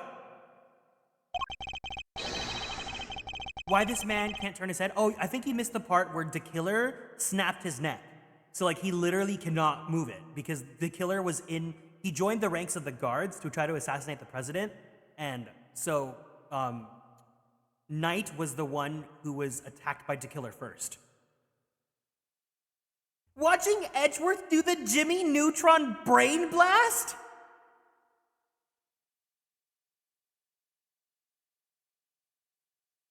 And if that's true, then everything else that's been bothering me falls neatly into place.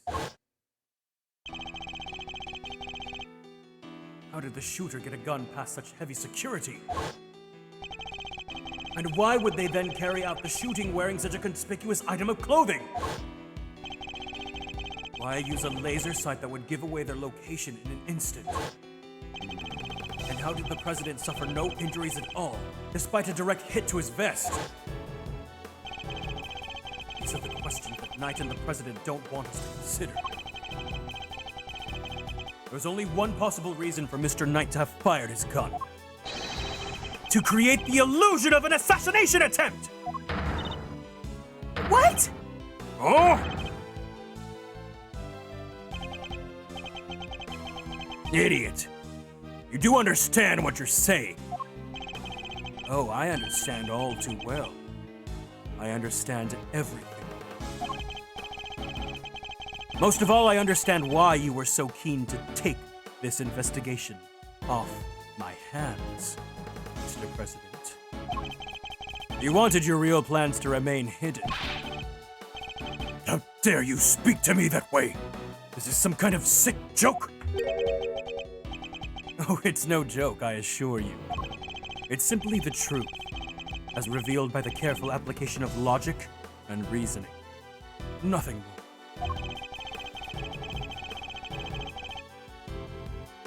The first shot was fired by Mr. Knight with the specific intention of hitting the balloon. The sound of gunfire and the bursting of the balloon were guaranteed to cause a panic. And then he fired again. He did? Yes, he fired 2 bullets, both of which were aimed for the balloon. I would say if you ever have any questions about what logically makes sense in Ace Attorney, just don't think about Ace Attorney logically. Because this game does things that are very much not in normal people logic. As for why he did so, it's because the second shot was designed to create the impression that the president had been hit. So then, what's the deal with the one in the vest? I'm willing to bet that the bullet was planted there long before the shooting ever occurred.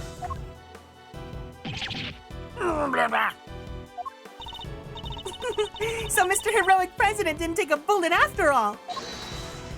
Hold it! That's not true. I was shot, I tell you.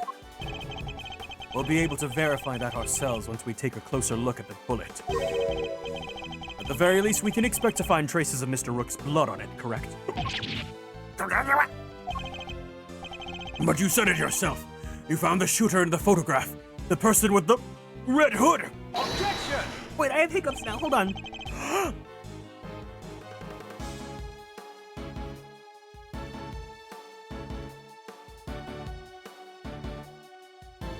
I thought I made myself clear. The trajectory points to only one possible shooter, Mr. Knight.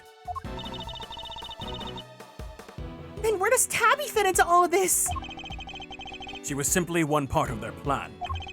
In order to place the suspicion elsewhere, they set about creating a fake assassin. The highly suspicious person with the red hood. I've yet to ascertain exactly how complicit Miss Lloyd was in the whole scheme, but I can say with some confidence that none of the shots were fired by her.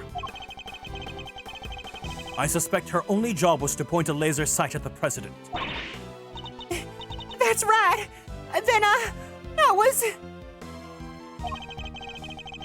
tasked with turning your jacket inside out the moment the crowd flew into a panic. Yes. Thus making the mysterious red-hooded shooter disappear in a blink of an eye. Then when the gun and the security plan were later found in the trash can, it would have all appeared to have been the work of an assassin so skilled they could vanish into thin air. But then the case would have gone cold! Exactly what our friends here were hoping for. Makes sense now why they wanted you off the case. Indeed. Because the entire affair was a cheap ruse perpetuated by the president himself! This is what a superstar looks like. No,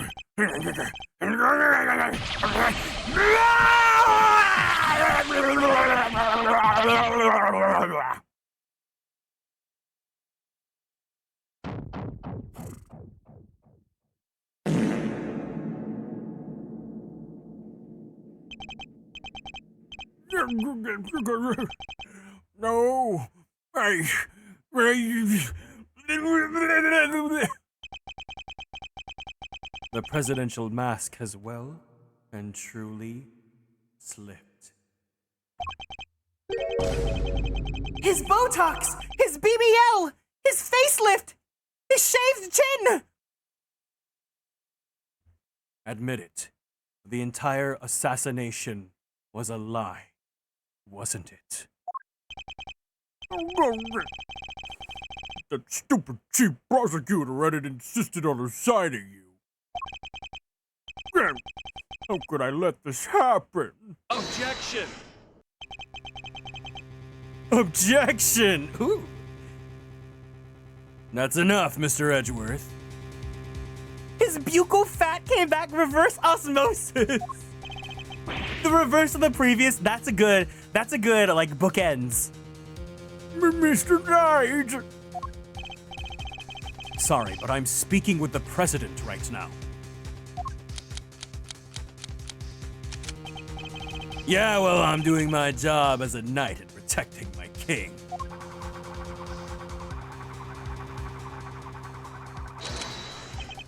So go ahead, keep running your mouth.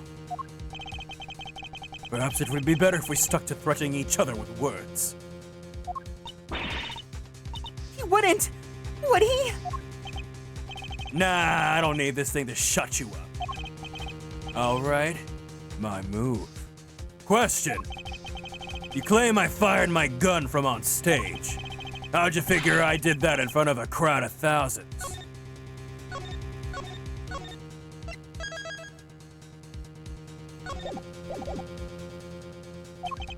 An excellent point. Time for my countermove, I suppose. You had a certain something that allowed you to conceal your actions. A certain something, huh? Mighty specific. What did Knight use to hide his actions from the crowd?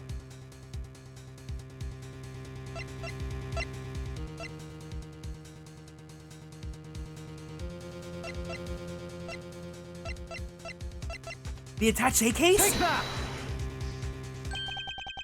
My attaché case! Yes. Take a look at Kay's photograph. Your right hand is completely obscured by the case. At the very moment this picture was taken, you were firing your gun. And in such a way that you wouldn't be detected! Objection! You don't like to hide the fact. Wait. You don't like to let the facts get in the way of good theory, do you, Edgeworth? Shame you don't seem to have noticed. Noticed what? That the theories are all you have. Conjectures. Nothing more. The flag was billowing in the wind at precisely the right moment. I hid my gun with the attaché case. We changed the security plan because I couldn't turn my head. It's all just speculation. Circumstantial evidence at best. You can't prove any of it. If you at least had the bullet that burst the balloon, you might have had a scrap of credibility. The Imagine you could have run forensics to see if it matched my gun. But no, the bullet is at the bottom of the lake. You gonna go and dredge it up? I hate to say it, but he's right. I don't have anything concrete. I thought not. Maybe now you can shut your mouth. Hold it! Miss Lloyd,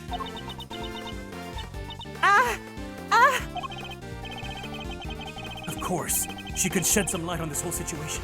I just need to get her to talk. What's the matter? Something you want to say, Miss Journalist? No, never mind. That's what I thought! Miss Lloyd, I need you to be brave. If you don't speak up, the truth will be lost forever. You are a journalist after all, are you not?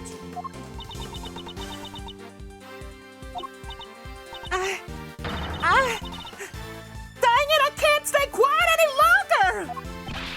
Hey, you understand what you're doing, right? I think carefully before opening that mouth of yours. I was so focused on bagging me a scoop, I forgot the most important thing of all.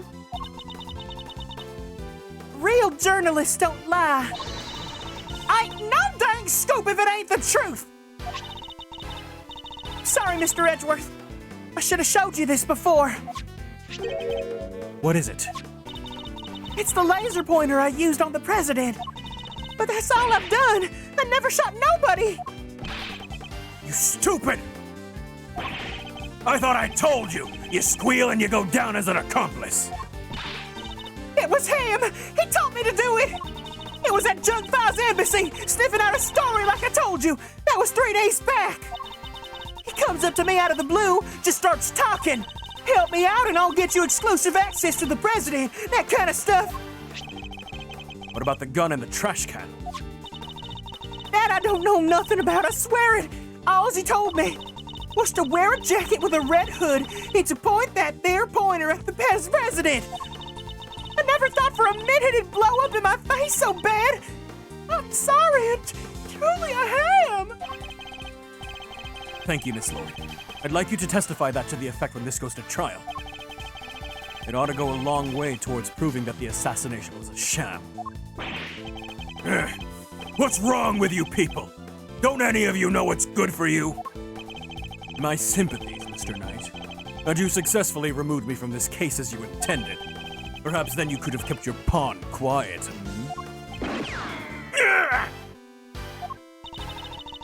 So let me get this straight. You told Tabby if you let slip about her fake assassination plot, we'll have you convicted for murder? Or something like that? Of all the dirty! I said no such thing! Oh! Hold it! President Wong. Give it up, Knight. It's time we come clean. It's our only choice. So, Mr. President, you admit it. You admit that there was a plot to fake an assassination attempt? I do. I'm sorry. But why? Why do something like that? My popularity had been on the wane back home. I thought surviving an attempt on my life might give me the boost I needed. I know what we did was wrong. So yes, it was all lies. All of it. And the bullet in the vest? It was planted ahead of time. I wasn't hit by anything today. Yusei-san, 配信来てくれてありがとうございます。 But then, what was up with Dick? Oh, wait, Kay! But then, what was up with the killer? Our plan got out somehow. And then he just appeared. Hell-bent on turning our fake assassination into a real one.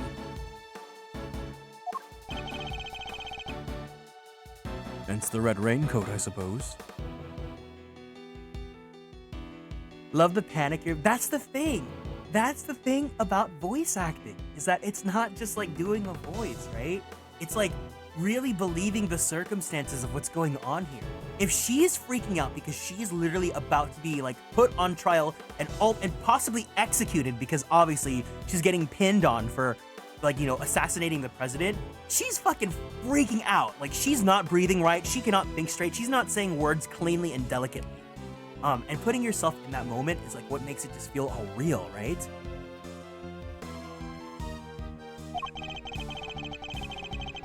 You'd hope to get in close enough as the fake assassin to finish the job. Thank you for the care package, CB.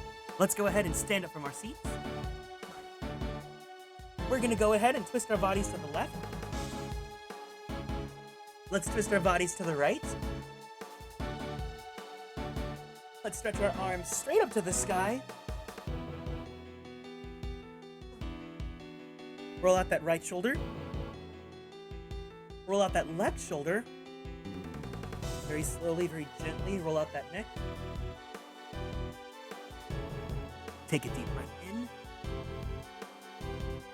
Take a deep breath out. Let's go ahead and drink some water.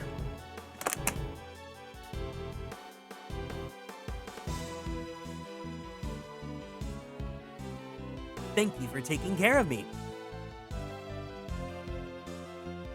There's one thing I don't understand, though. Oh? What would that be? Why did Rook have to die? If the whole thing was fake, how did he wind up getting killed for real? It's true. And therein lies the real question. He was a fine bodyguard. The best, in fact.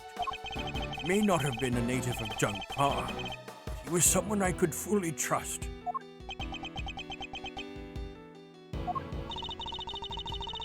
Mr. Rook must have been really something to gain the trust of someone who'd hide from his own shadow. Sounds like he was as trustworthy to the president as I am to you, huh, sir?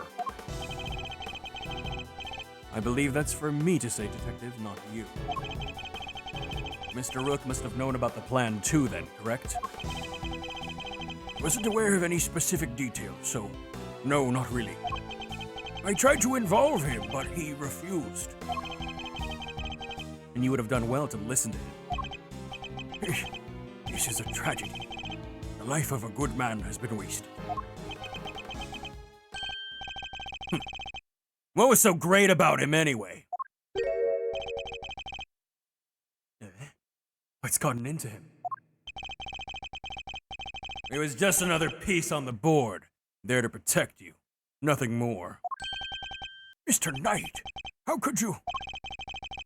Who was it that actually went along with your plan, huh, Mr. President?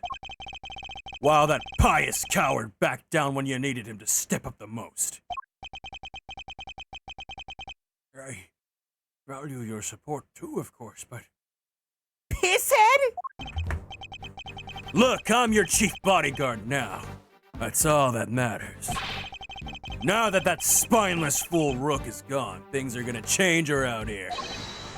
Thanks to me, genius strategist, grand master, rightful leader of this team.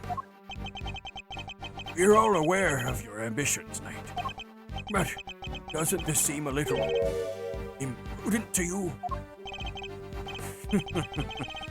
Why? My plan this time was perfect, as they always are, and as they always will be. That's quite a statement. Especially considering that your perfect plan was an abject failure. Yeah, no thanks to you, and that buffoon Rook. And how exactly was it Mr. Rook's fault? If he hadn't died, the killer would have never come after me. I wouldn't have had to let you onto this plane. Please, Mr. Knight, you mustn't talk like that. Fine. The guy died protecting you, Mr. President. I'm sure that's just what he always wanted. But did he die protecting the president? Wait, I thought the whole assassination thing was fake! Come on! Do I always have to say everything twice? We planned a fake assassination, but somebody else came along and tried to make it real. 2 shots were fired, remember? Like you said, Edgeworth, one of them was the bullet I shot through that balloon. But the second, that wasn't me. No, really. Then who did fire it? The real assassin, but not the killer. His plan was to come after the president with a knife. No, the most likely suspect is the piece, cowering quietly in the corner. Our lily white queen over there. What? Miss Lloyd! Again with this! I'm not your dying assassin! But is that really true? I, for one, don't believe it. The gun in the trash can, it can only belong to you.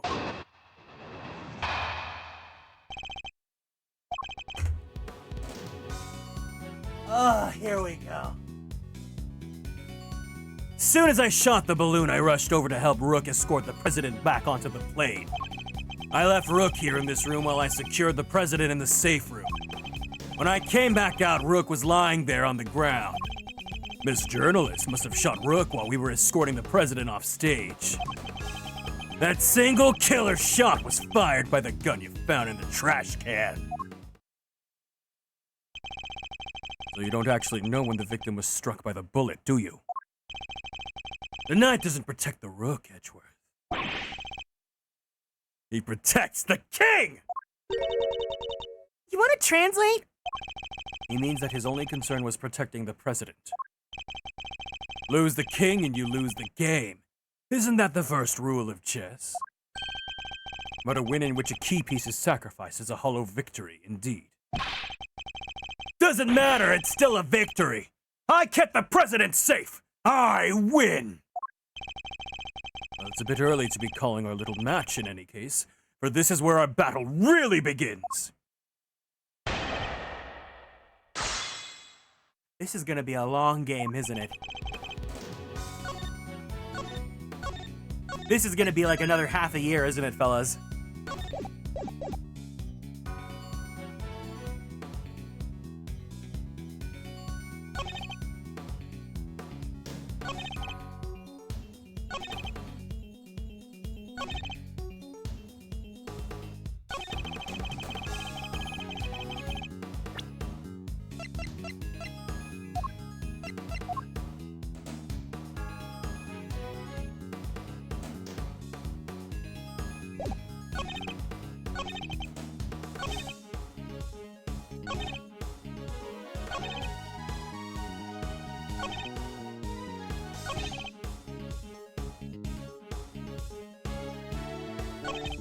Woohoo, long game, more AA.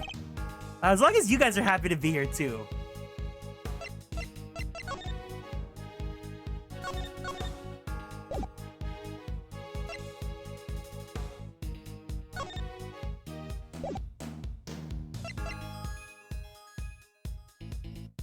Half a year with Edgeworth and his crew, I don't mind at all.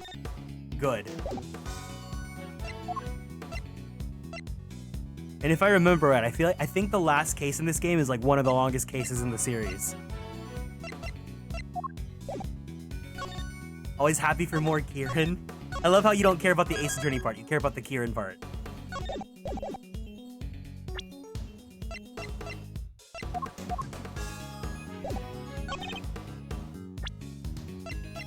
Objection!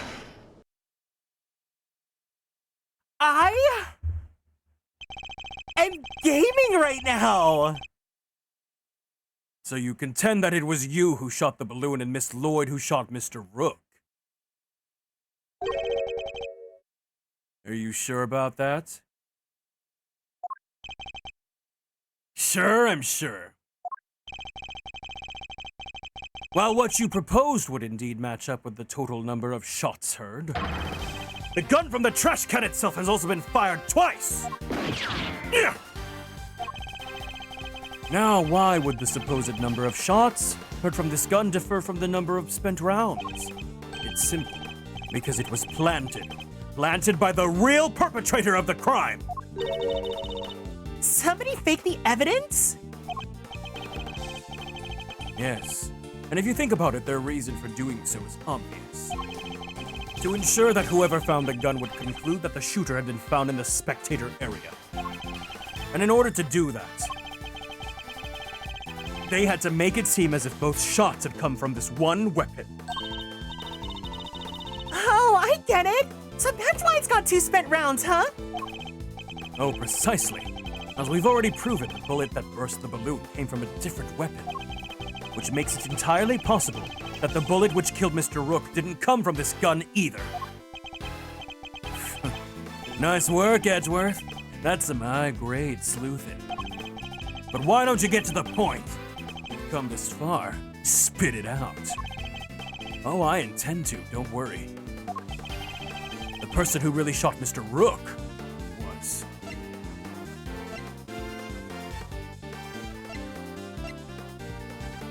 Take that! You, Mr. Knight! You were the one who murdered Mr. Rook!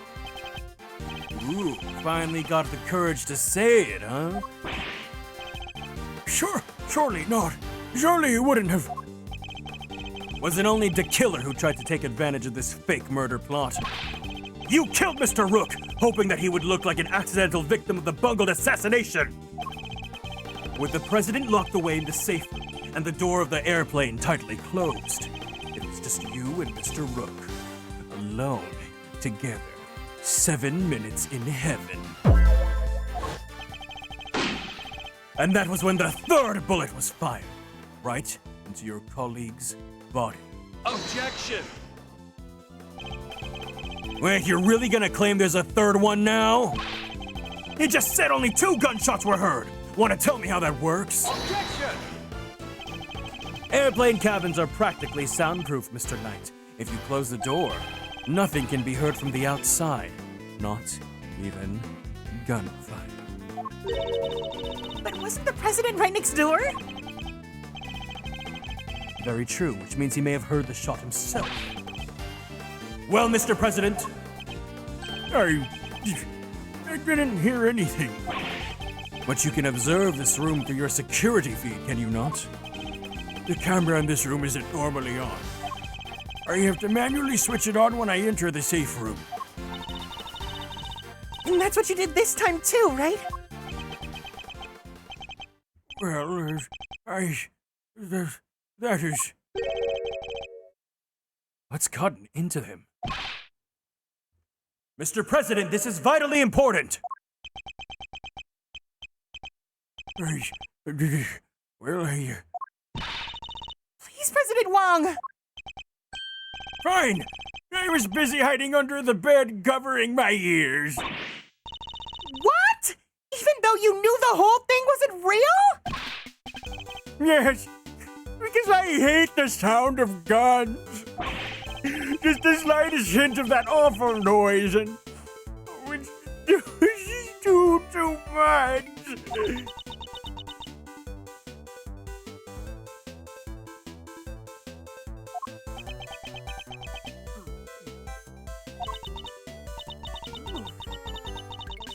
They're sadder than a pot of overcooked crawfish. Mr. Knight, you saw that President Wong was cowering beneath the bed. And what's more, you knew from the monitor bank that the security camera for this room hadn't been switched on, which means you knew that the circumstances were perfect for you to fire the 3rd shot straight at Mr. Rook. Knight, how could you? Could you really have betrayed my trust so horribly? You think I killed the old half-wit? You don't trust me much, huh? For good reason! This is the thanks I get for putting my life on the line for you day after day.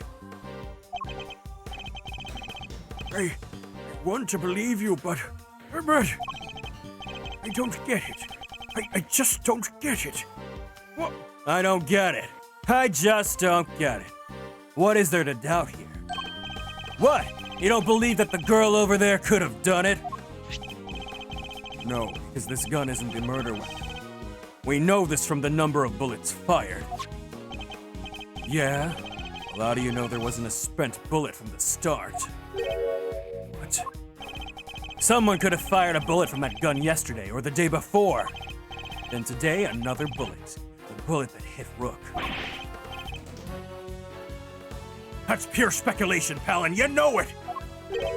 Maybe, but can you prove it's not true? With any certainty, no. You're nothing without conclusive proof, so come on. A single piece of evidence straight through my heart. I dare you! Well, what are you waiting for?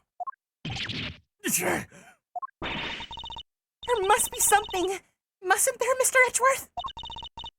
If we can't prove it, Tabby's. Please, Ruffles.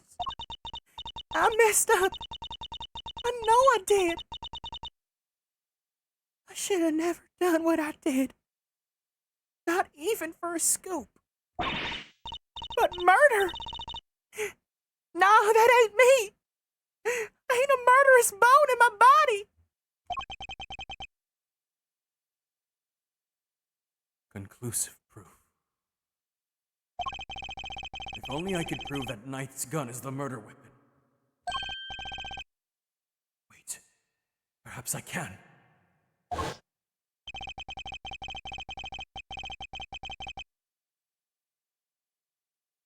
If you at least had the bullet that burst the balloon, you might have a scrap of credibility.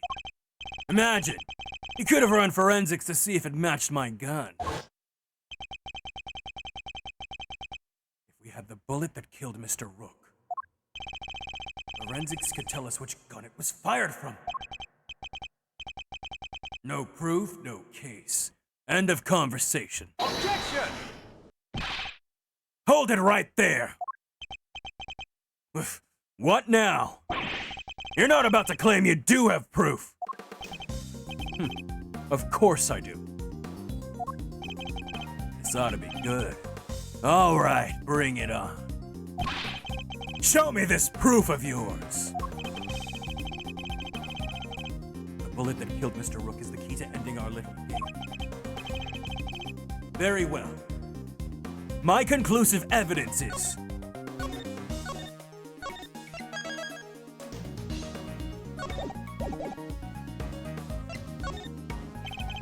not currently in my possession.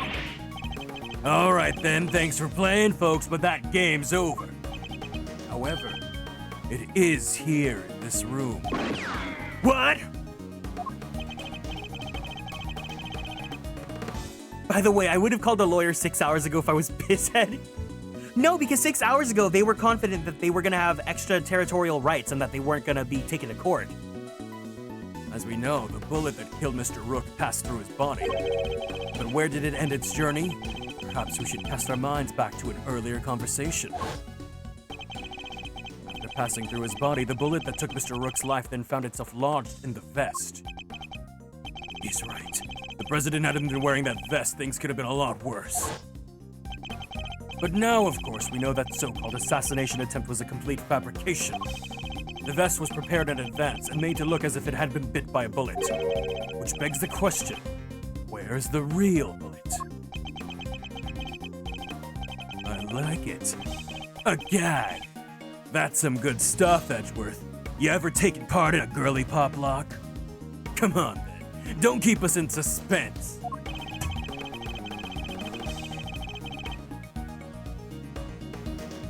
Don't keep us in suspense, Mr. Edgeworth. It's not like you have anything up your sleeve, is there?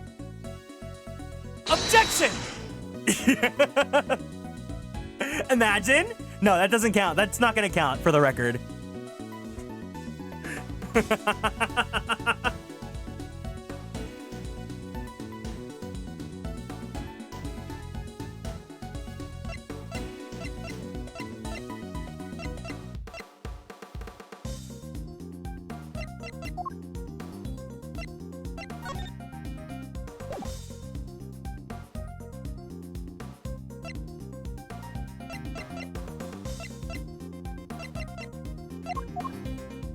No, don't count that in the final poll tally. Take that!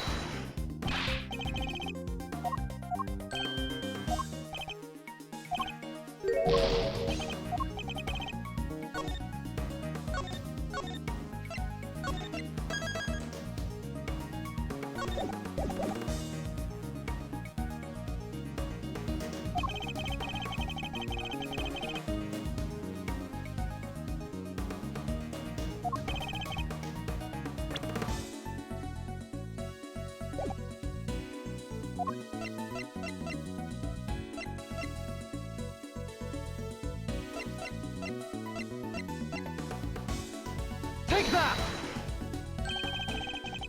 There's something very clearly missing from this room. Yes, a prosecutor with some common sense. Take a look at this bank of security monitors. Oh! I see you've caught on, Mr. President. Splendid. There's screens here showing views from all around the airplane inside and out. The only external angle that is not covered in the right-hand side of the aircraft. That's because one of the monitors is missing.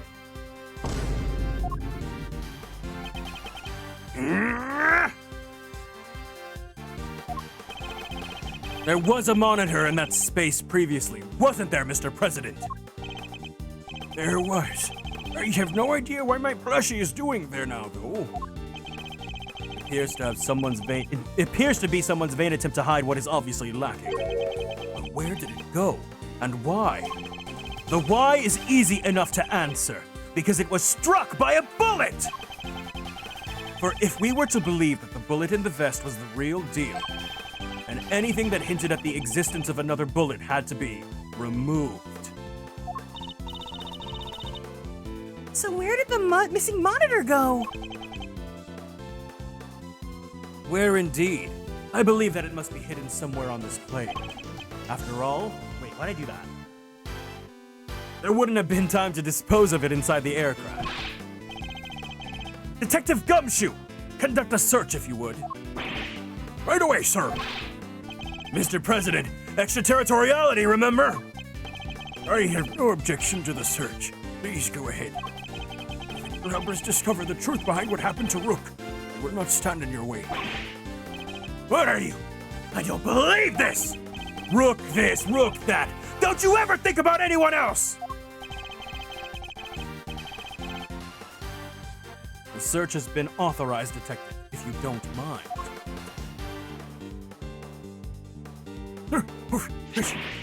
Sir, I found the monitor. Excellent work. Now go ahead and extract the bullet. Let's see. If I put my hand in here and just... Come on, come on! Got it! Well, would you look at that? Blood. This is the bullet that killed Mr. Rook.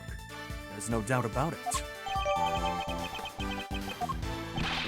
And there you have it, Mr. Knight. The single piece of evidence you requested straight through your heart. Even you must now admit it. If this bullet didn't come from the spectator area gun, then Miss Lloyd cannot be Mr. Rook's killer! What, no pithy comeback?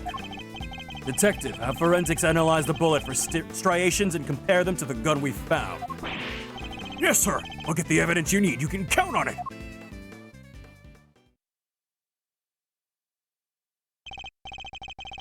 All right, let's hear what forensics has to say. Pisshead has been awfully confident for someone who literally shot a monitor and tossed it into a corner. Sloppy. Our findings are as follows, sir. No, Knight is new to this game. Firstly, the blood on the bullet is indeed that of the victim, Proving that it was the bullet that killed Mr. Rook. Secondly, we found Mr. Knight's fingerprints on the gun. Probably from when I handed all the evidence over to him. Now for the key part, the striations. If they're not a match, then Miss Lloyd is in the clear. Lastly, The striations on the bullet are a match with this weapon. What? I've been aware of the killer since birth.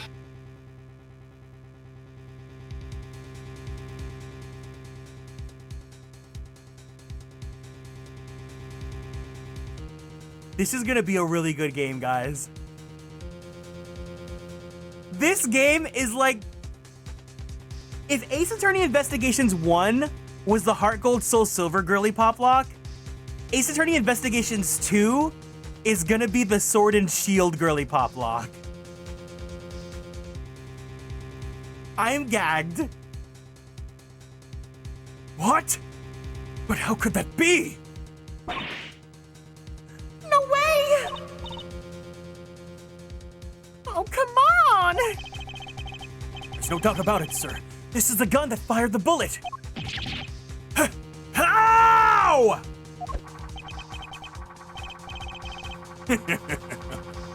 Well, isn't that some conclusive proof that I was right? What's the matter? You didn't think you had me backed into a corner, did you? Guess you misread the board. 'Cause the only one backed into a corner here is you.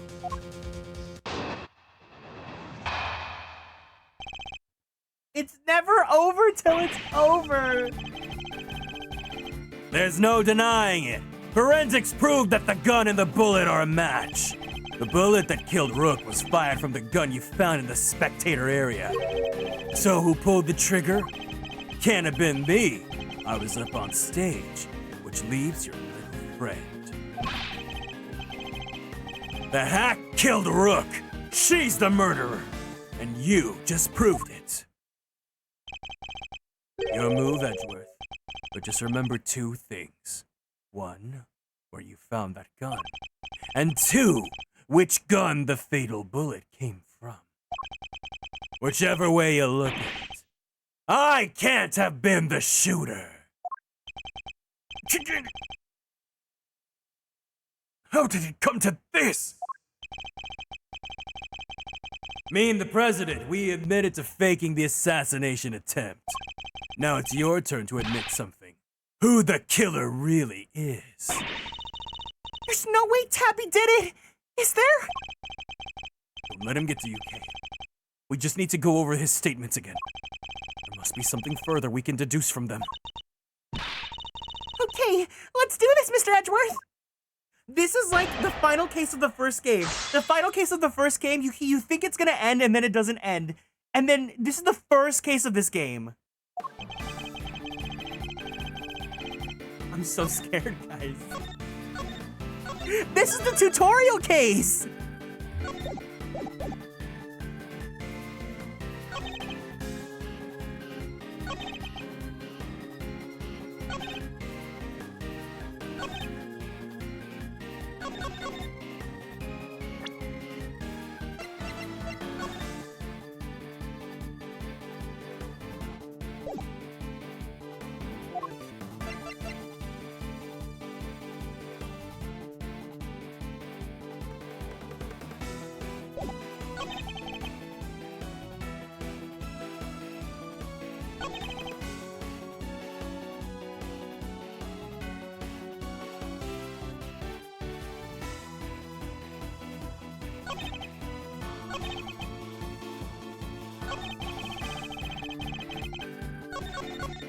Hold it!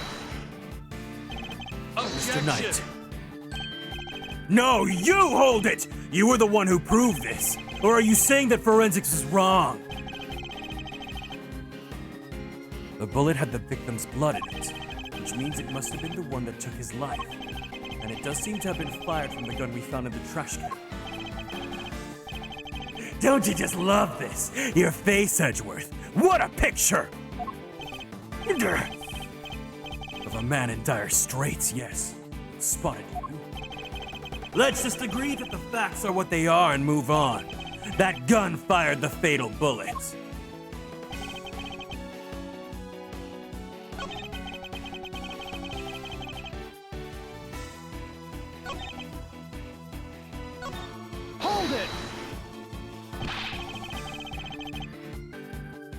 What proof is there that Miss Lloyd fired the gun? What proof? How about the forensics you ordered? They didn't find her prints, though, did they?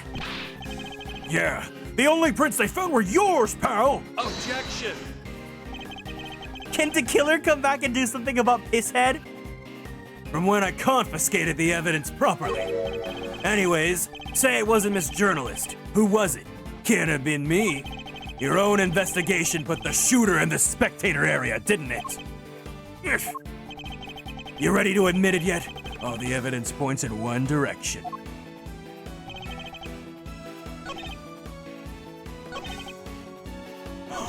Wait. Is it?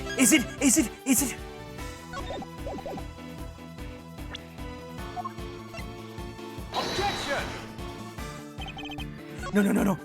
No.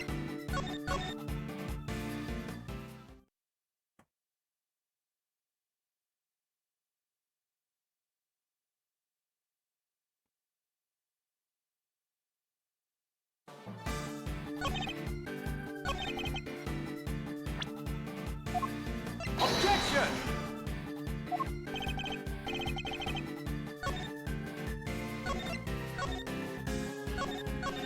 I'm so close. It's the killer. The killer did it. I know.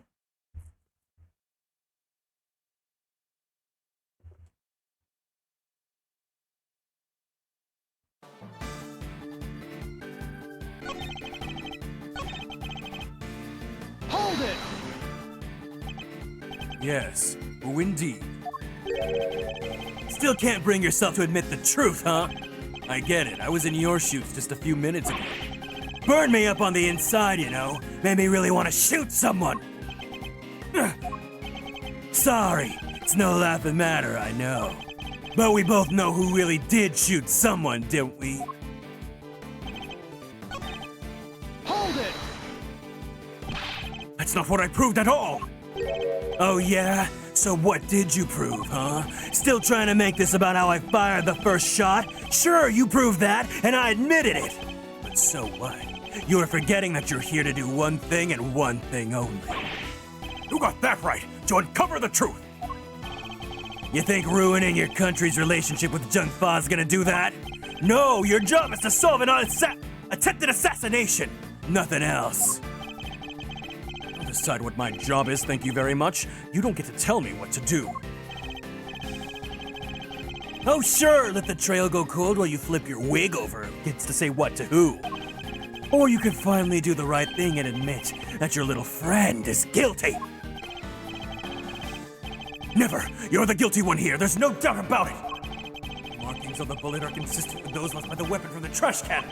But if Mr. Knight were to have tampered with the gun somehow, he could have only done it once I'd handed over the evidence, not a moment before. Is there anything we can do, Mr. Edgeworth? There must be something. My reasoning thus far has been sound, I'm sure of it. Which means we can overcome his defense this time as well. Really? Even with the forensic results on his side? If a testimony is untruthful, there's always a contradiction to be found. Let's listen to what he has to say for himself one more time.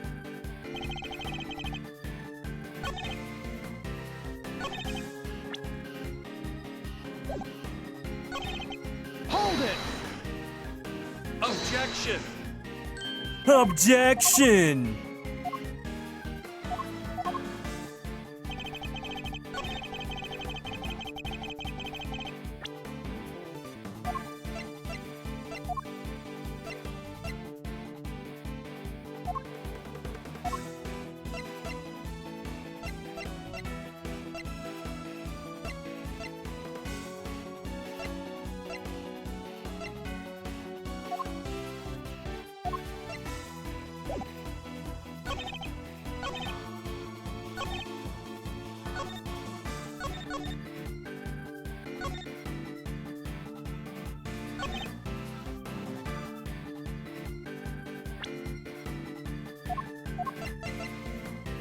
Objection!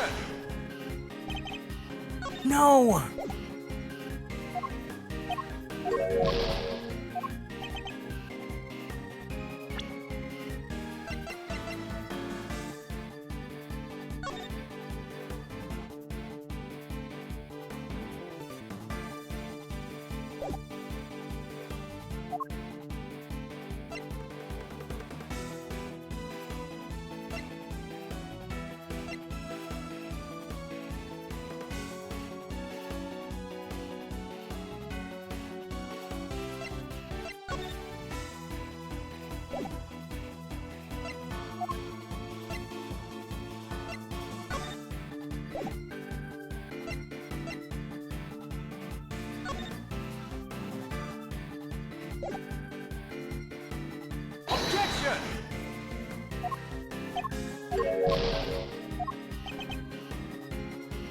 Is the fatal gun the same model as his own? They did say the guards' guns were all the same. I know.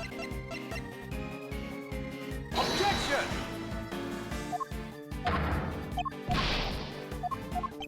Knight definitely shot Rook because he's straight and Rook is a bi icon, so it's a hate crime.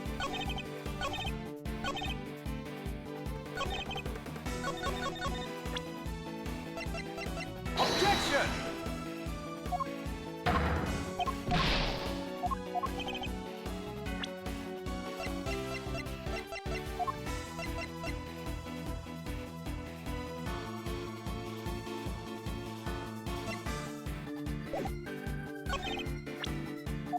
Objection!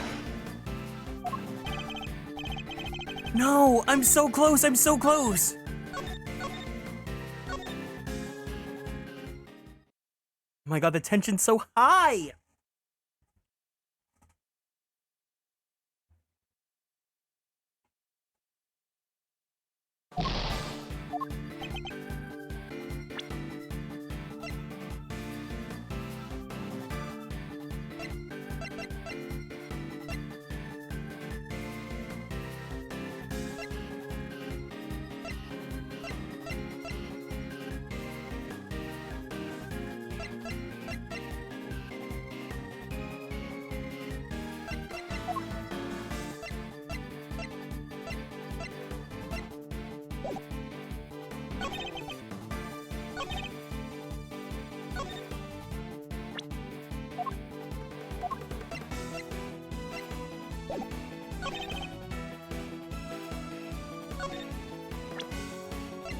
Objection!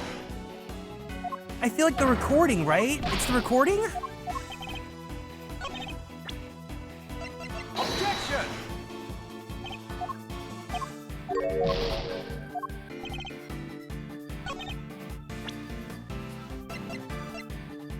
Objection! All right, if anyone has a hint, an idea, I'll take one idea, not the answer.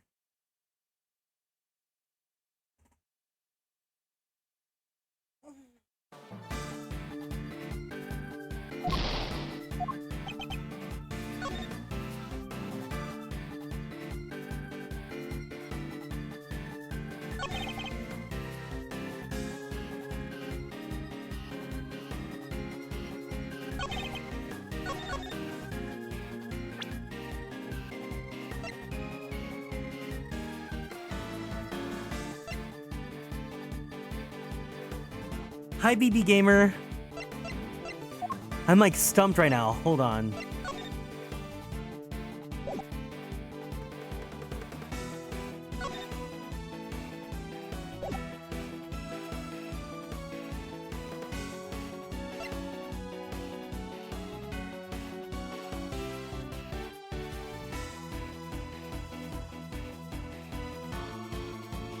Objection!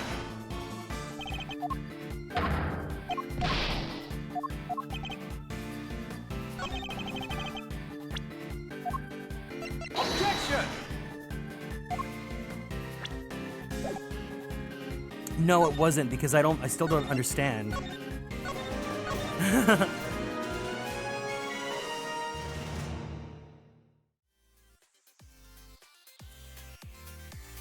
Evelyn, thank you so much for the raid. Welcome in, gamers. Hiya, hey. If you guys are new here, it's nice to meet you all. My name is Kieran. I am a magical boy idol VTuber, as well as a queer Filipino-American voice actor for animation, anime, and video games. If you guys like Fire Emblem, I provide the English voices for Sane and Rickard in Fire Emblem Heroes. If you guys watch anime, I play Percival in the 7 Deadly Sins 4 Knights of the Apocalypse.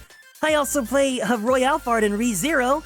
And if you guys like Yaoi or Boys Love, I play Koichi Mizuki in The Titan's Bride. How was your stream? What were you guys doing today? Shout out to Evelyn. You're playing Soma?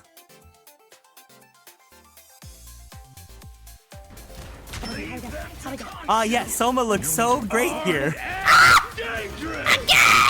Yeah, you know, the monster that kills everything in Soma? It totally, again! Armed and dangerous! And Yeah.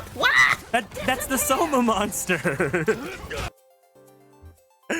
Thank you for the raid. Welcome in, welcome in. We are currently playing Ace Attorney Investigations 2. We are at the first case. We're like at the climax of it. So if you guys want to stick around, it's no problem whatsoever. Please make sure you take care of yourselves. Go drink some water. Give yourself a nice stretchy. Don't forget to take your meds if you need to.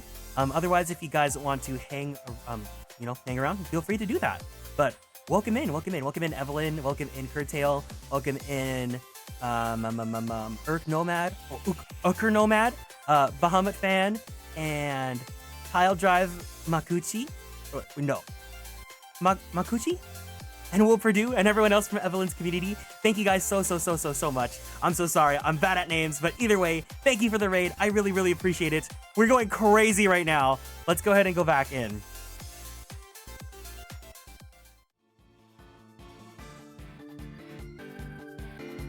Maybe it's your head that's holding water. Can't be much else in there. So there was no contradiction after all. I need to stay calm and think everything over again. Hold it! No, that's... Objection! What was it you said? That forensics would back you up? How does it feel to be shot in the chest by your own conclusive proof, huh? Not so good, I imagine. The bullet and the gun are a match, Mr. Edgeworth. That kind of has to mean that Tabby pulled the trigger, no? Even so, I simply cannot accept that. But sir, there's no denying the evidence! There isn't. So what am I missing? If I assume Miss Lloyd to be innocent, then the gun and the bullet shouldn't be a match. What is it, Kay? I was just thinking, if the evidence points to something that doesn't seem possible, then maybe there's something wrong with it. You're asking me to call the evidence into question. Well, there's no way Tabby did this, right? So if the evidence says that she did, then the problem must lie there. You seem very sure about this. Call it my great thief's intuition. Intuition, huh? Still, she could be right. I simply don't believe Miss Lloyd to be a malicious liar. Which means... As someone who believes that evidence is everything in court, the irony is not lost on me, but...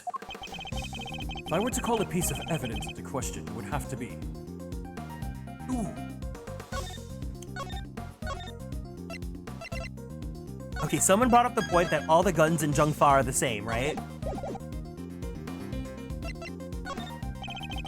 Are there no other suspect pieces of evidence? I wonder. I'd say your prosecutor's badge is looking pretty suspect right now. I didn't know they made fakes that good!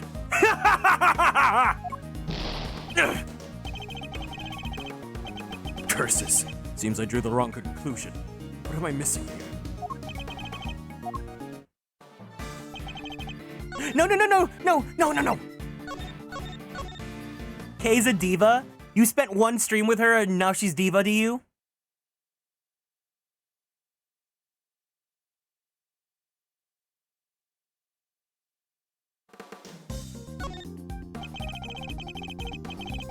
If something untoward is going on here, it would have to involve the weapon, not the bullet. After all, we only just recovered the bullet a little while ago. Furthermore, we know that Mr. Knight had an opportunity to handle the gun. Now hand over the evidence you've gathered and remove yourselves from this plane. I'd do as he says if I were you, Edgeworth. This can't really be the end of the line, can it? Indeed, he had ample opportunity. There's no doubt that this gun is the weapon that was used in the crime. Which means it must belong to... Take that!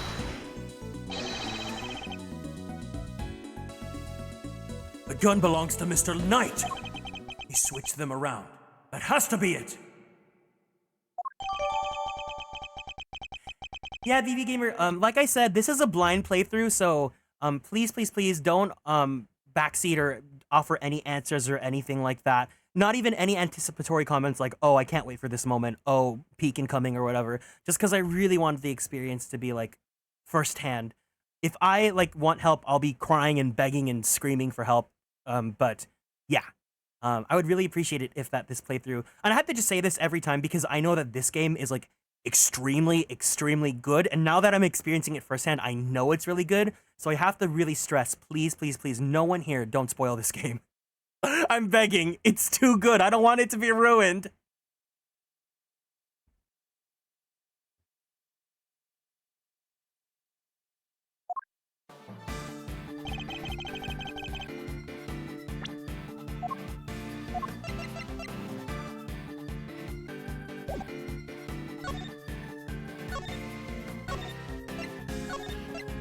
Yeah, I appreciate the offer. I just need to like set it straight now because I know that Ace Attorney is a franchise where a lot of people are very passionate about it, but also a lot of people might accidentally say things that will 100% spoil or ruin my experience, and I don't want that to happen with this game especially, because I know that this game is on the same tier as Great Ace Attorney, and that is one of my favorite video games of all time now. So it's like, I need to be really anal about this game. But thank you guys for respecting it. Objection! Admit it! You switched the guns, didn't you, Mr. Knight? That's why the markings match the weapon in question. It was yours all along! An intriguing move there, Edgeworth. And? You must have made the switch when I handed over the evidence. While I was busy trying to make the case for remaining on the investigation, you took the laser sight from the gun we found in the trash can and put it on your own. Then not long afterwards, you handed that gun back to me instead of the one we found. I did, huh? You think I somehow knew you'd find, let alone run forensics on that bullet sometime in the future? Is that so strange? You are a chess player, after all. A man well used to thinking several moves ahead.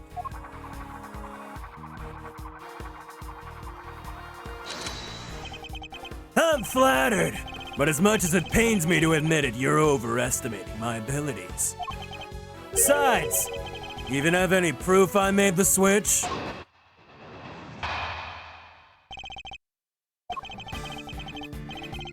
This is the first case! It never ends! The gun's the same model as mine. Weird, sure, but it's just a coincidence. And look, there's a laser sight attached. Also, take a look at the cylinder. 2 spent bullets. Just what we'd expect to see. So, what proof do you have that I switched the original gun out for mine, huh? None! That's what! I got it now. I was right, guys. You guys can say, Kieran, you're right. You're right. You say I'm overestimating your abilities. You surprise me. What else can I say? I'm a modest guy. More modest than you, that's for sure. Everywhere except the chessboard, that is. Well, I don't see a chessboard here, do you? Shame. Still, guess that gives you a nice excuse. I didn't mess up. It just didn't have the right evidence. Oh, I don't think I'll be the one making excuses. Rather, I didn't mess up. They just got lucky with the evidence, will be your excuse, I'd imagine. All right, everyone.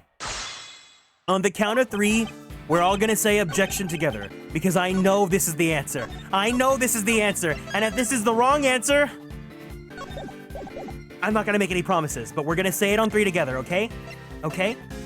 1, 2, 3. Objection! Objection!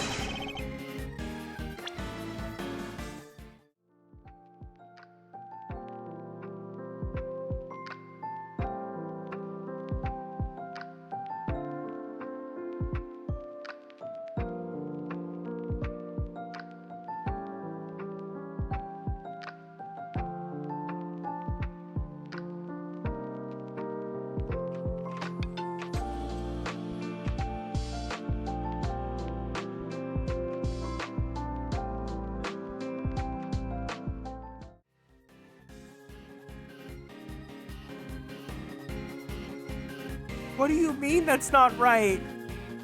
2 spent bullets. 2 gunshots were heard. Hold it!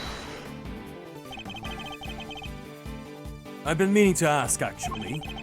What about your own weapon? How many spent bullets are in its cylinder? This old girl here? Well, now.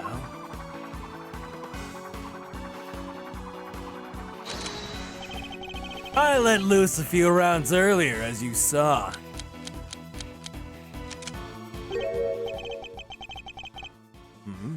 He reloads its gun every time he fires it. But even if I were to tell you how many there were at the time, you'd have no way of verifying that. Of course, in order to swap the guns properly, he'd have to maintain the right number of bullets per gun. He didn't have the chance to put on any gloves though, which means... Alright, I think it's about time you did the right thing and resigned, don't you? Game's all but done, see? Eagle, thank you for following and joining the Konstellations. Welcome in.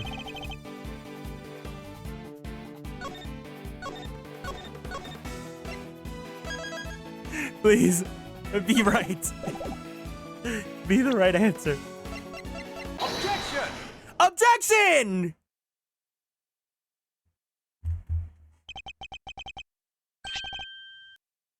I can't believe I got it right on the first time. Oh my god, guys! I have your proof. Right here! That's your proof? I think you've been working too hard, Edgeworth. Angel of Light, thank you for following and joining the Konstellations. Welcome in. No, not the gun itself. The evidence it carries. Evidence that will prove once and for all that it does in fact belong to you! Oh, I'm looking forward to this. Go ahead, make your move. What's about to come into play? The rook, the bishop, not a pawn, surely. The evidence the gun will provide takes the form of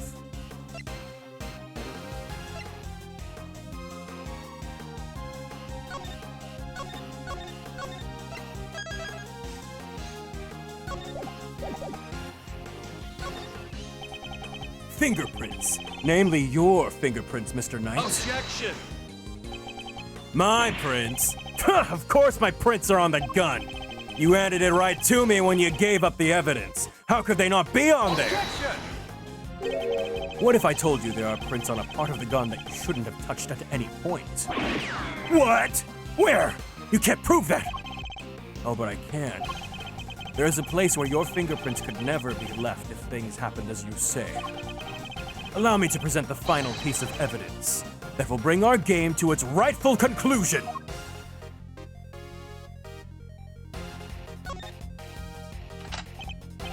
Here, look closely at the cylinder, detective.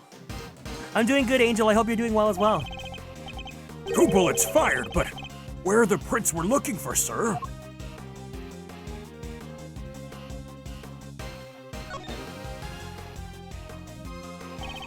You did indeed switch the guns when I handed you the evidence. But if that were all you had done, your deception would have been easily detected. Because the number of bullets fired by each gun was different. There were 2 spent bullets in the gun we found. Yeah, but what about Mr. Knight's gun? We know that he fired 2 bullets from the stage into the balloon. And he fired another bullet into Mr. Rook, ending his life. So 3 bullets in total, plus the few odd ones he let loose in shock during our little game. And after each shot, he reloaded his gun out of habit. With his bare hands, of course. Yeah! Officer, where exactly were Mr. Knight's fingerprints found? The ones you mentioned in your report.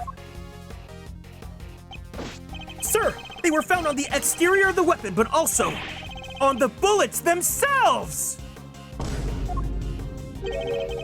I'm not sure they could have gotten there just from me handing you the evidence, Mr. Knight. Hey, that's... And there we have it. Proof that you did indeed switch the guns. This gun, the one which fired the bullet that killed Mr. Rook, is yours! And in taking his life, you are the true assassin!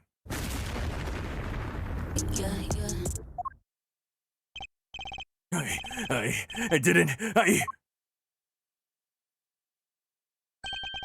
Checkmate.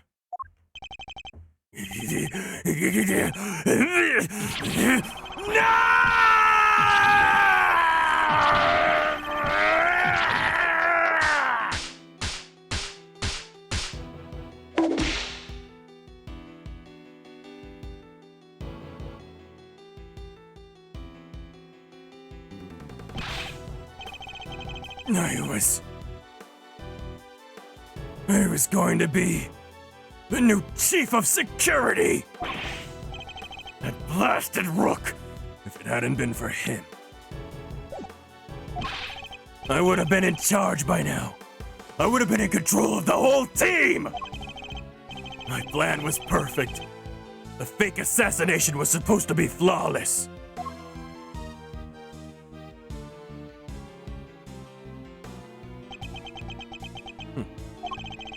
Detective Gumshoe.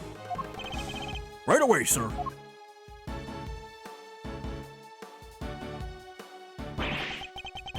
Curse you, Edgeworth!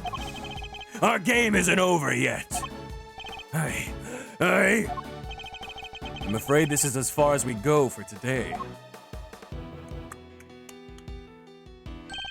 The next moves we play will be in the courtroom. But it's not fair! It's not fair!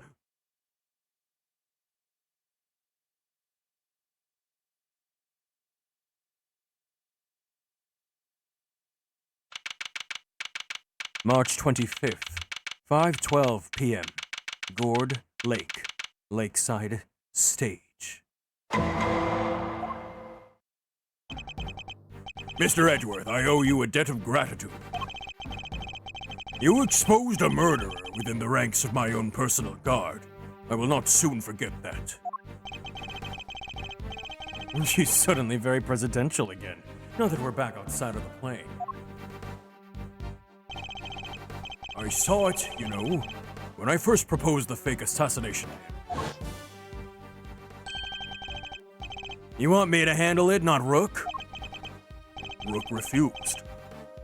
But I can rely on you, can't I? Of course, sir. You can count on me. I'll put together a plan that can't possibly fail. And he'll play his part like the pawn he is.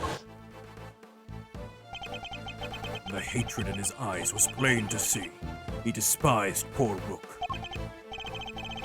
I was not entirely comfortable about moving forward with Knight in charge of our little deception.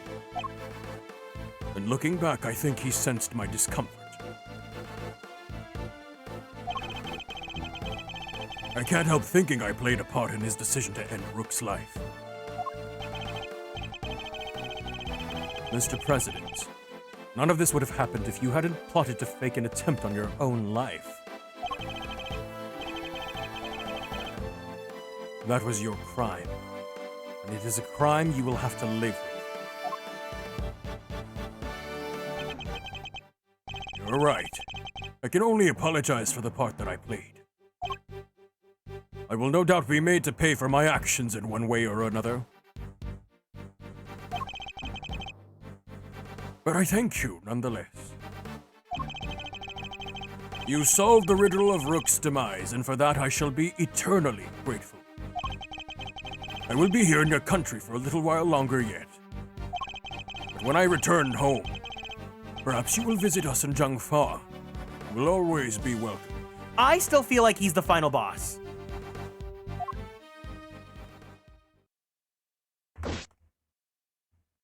Okay, but like, where's your sexy agent? Oh, thank you, thank you, thank you, thank you! Y'all don't know how grateful I am! All's well that ends well. Miss Lloyd, the accusation of murder made against you was of course entirely groundless. But the fact remains that you were a willing participant in the stage assassination attempt. The police will no doubt wish to speak to you about the matter. You should be aware that you may well be punished for your actions. I know, and I'm awful sorry about everything. Truly, I am. I understand your desire for I understand your desire for a scoop, but there are limits. I understand it to the point that I almost developed your accent. There sure are. Got me into some serious thinking to do. You did it, Mr. Edgeworth! That was something else! Local prosecutor solves assassination conundrum, earns eternal gratitude of president! How's that for a headline? Hey, that's my future department! Mr. Prosecutor, how does it feel to solve an important case? You must be over the moon! She doesn't certainly stay down for long. No comment. Dang! You're one tight-lipped son of a gun! As well as I should be. This case is not over yet. It isn't? How come, sir? Because until we unravel the story behind this, the case will never be completely over. Take that! Take that! The killer's calling card! Mr. DeKiller has yet to complete his assignment. You mean he might still try to murder the president? I hope I'm wrong, but if I'm not, this could all blow up into something more sinister yet.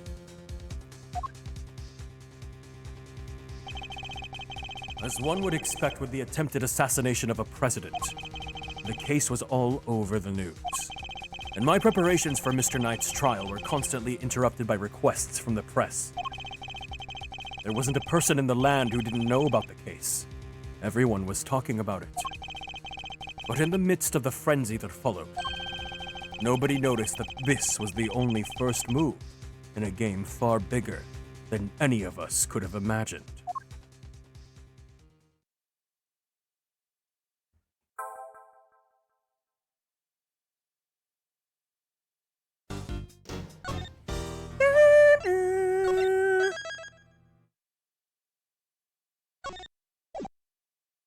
The captive turnabout.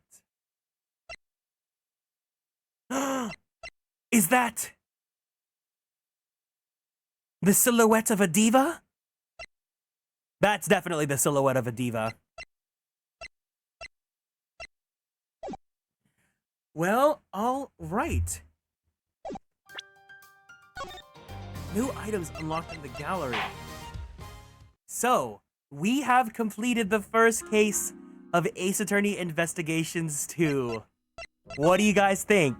What do you guys think so far?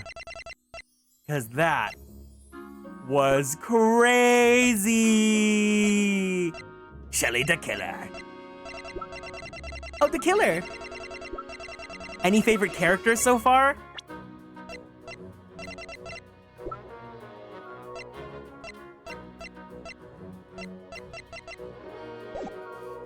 The graphics update is amazing. May, have you not played this game yet? It was fun. I miss Orla. Orla's gone. Orla's never gonna be mentioned again.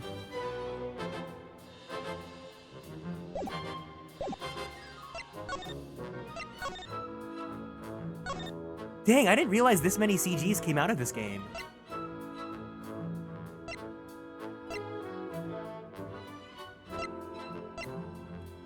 Well, I'm glad that you were watching a little bit of the remaster. I hope you enjoyed it, because it looks really, really, really good.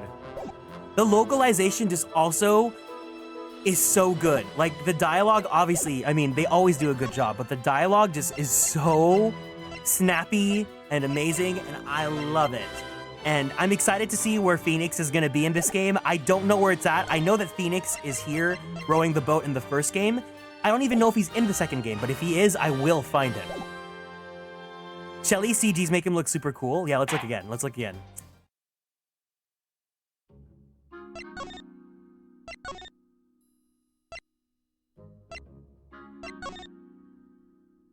Like, look at this guy. Mr. DeKiller. Mr. DeKiller.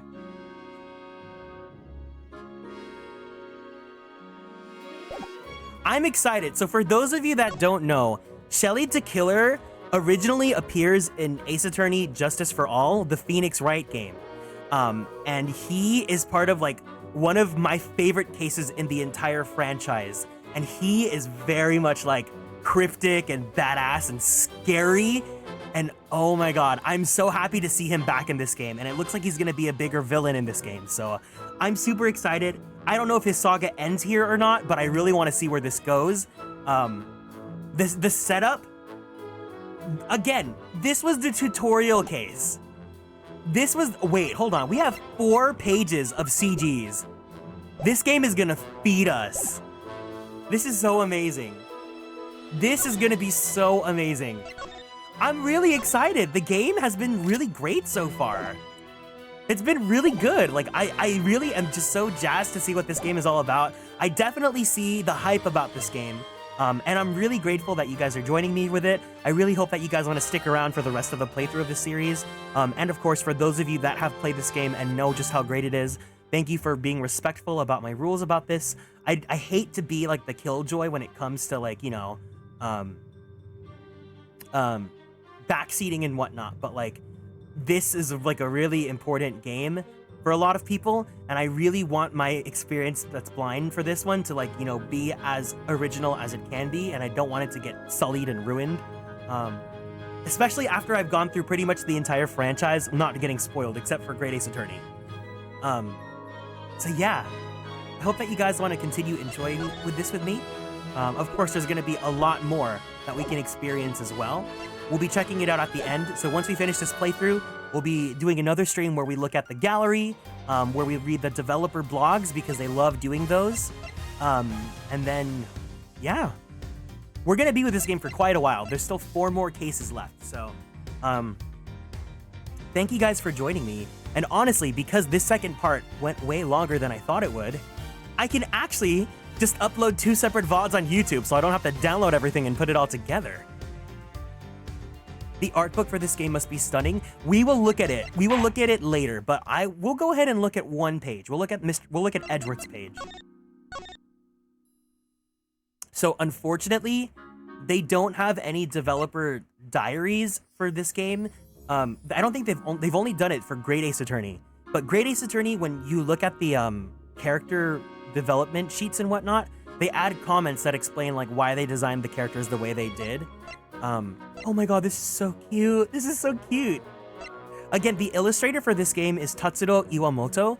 So it's a different illustrator from like the Phoenix Wright games, the Apollo game, and the rest of the franchise. I believe that this illustrator has only worked on this game, but like his work is really, really, really good.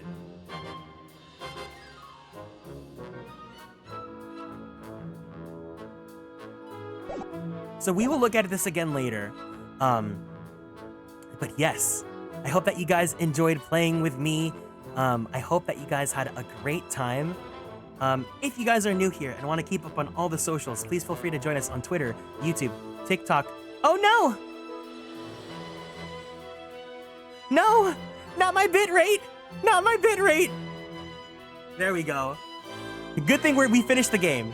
Feel free to join us on Twitter, YouTube, TikTok, and Blue Sky at Atelier Kieran. If you guys want to join the Discord, the link is available down there. Anyone is welcome to join as long as you guys are over the age of 18, but you guys need to be an adult if you're watching my stream. Or else. All right, we're at the end of the stream, so let's go ahead and find someone to raid. I think he just went live right now, so let's go ahead and raid Aru, who is currently playing Okami. He's playing Okami. Make sure you guys join the raid so that you guys can get channel points for the end of the Girly Pop Lock. The final episodes of the Girly Pop Lock are going to be this weekend. You guys don't want to miss that. If you guys don't know what a Girly Pop Lock is, strap in. It's a fun time. It is absolutely insane and crazy, and I cannot wait to finish the season with you guys. Other than that, take care of yourselves. Have a great rest of your Sunday, if it's still Sunday for you. If it's Monday, I'm wishing you the best of luck. I hope you get through the work. I hope that you power through and everything goes great, and that you have an amazing rest of your day. I love you guys so much. And take care, okay? talk to Kieran.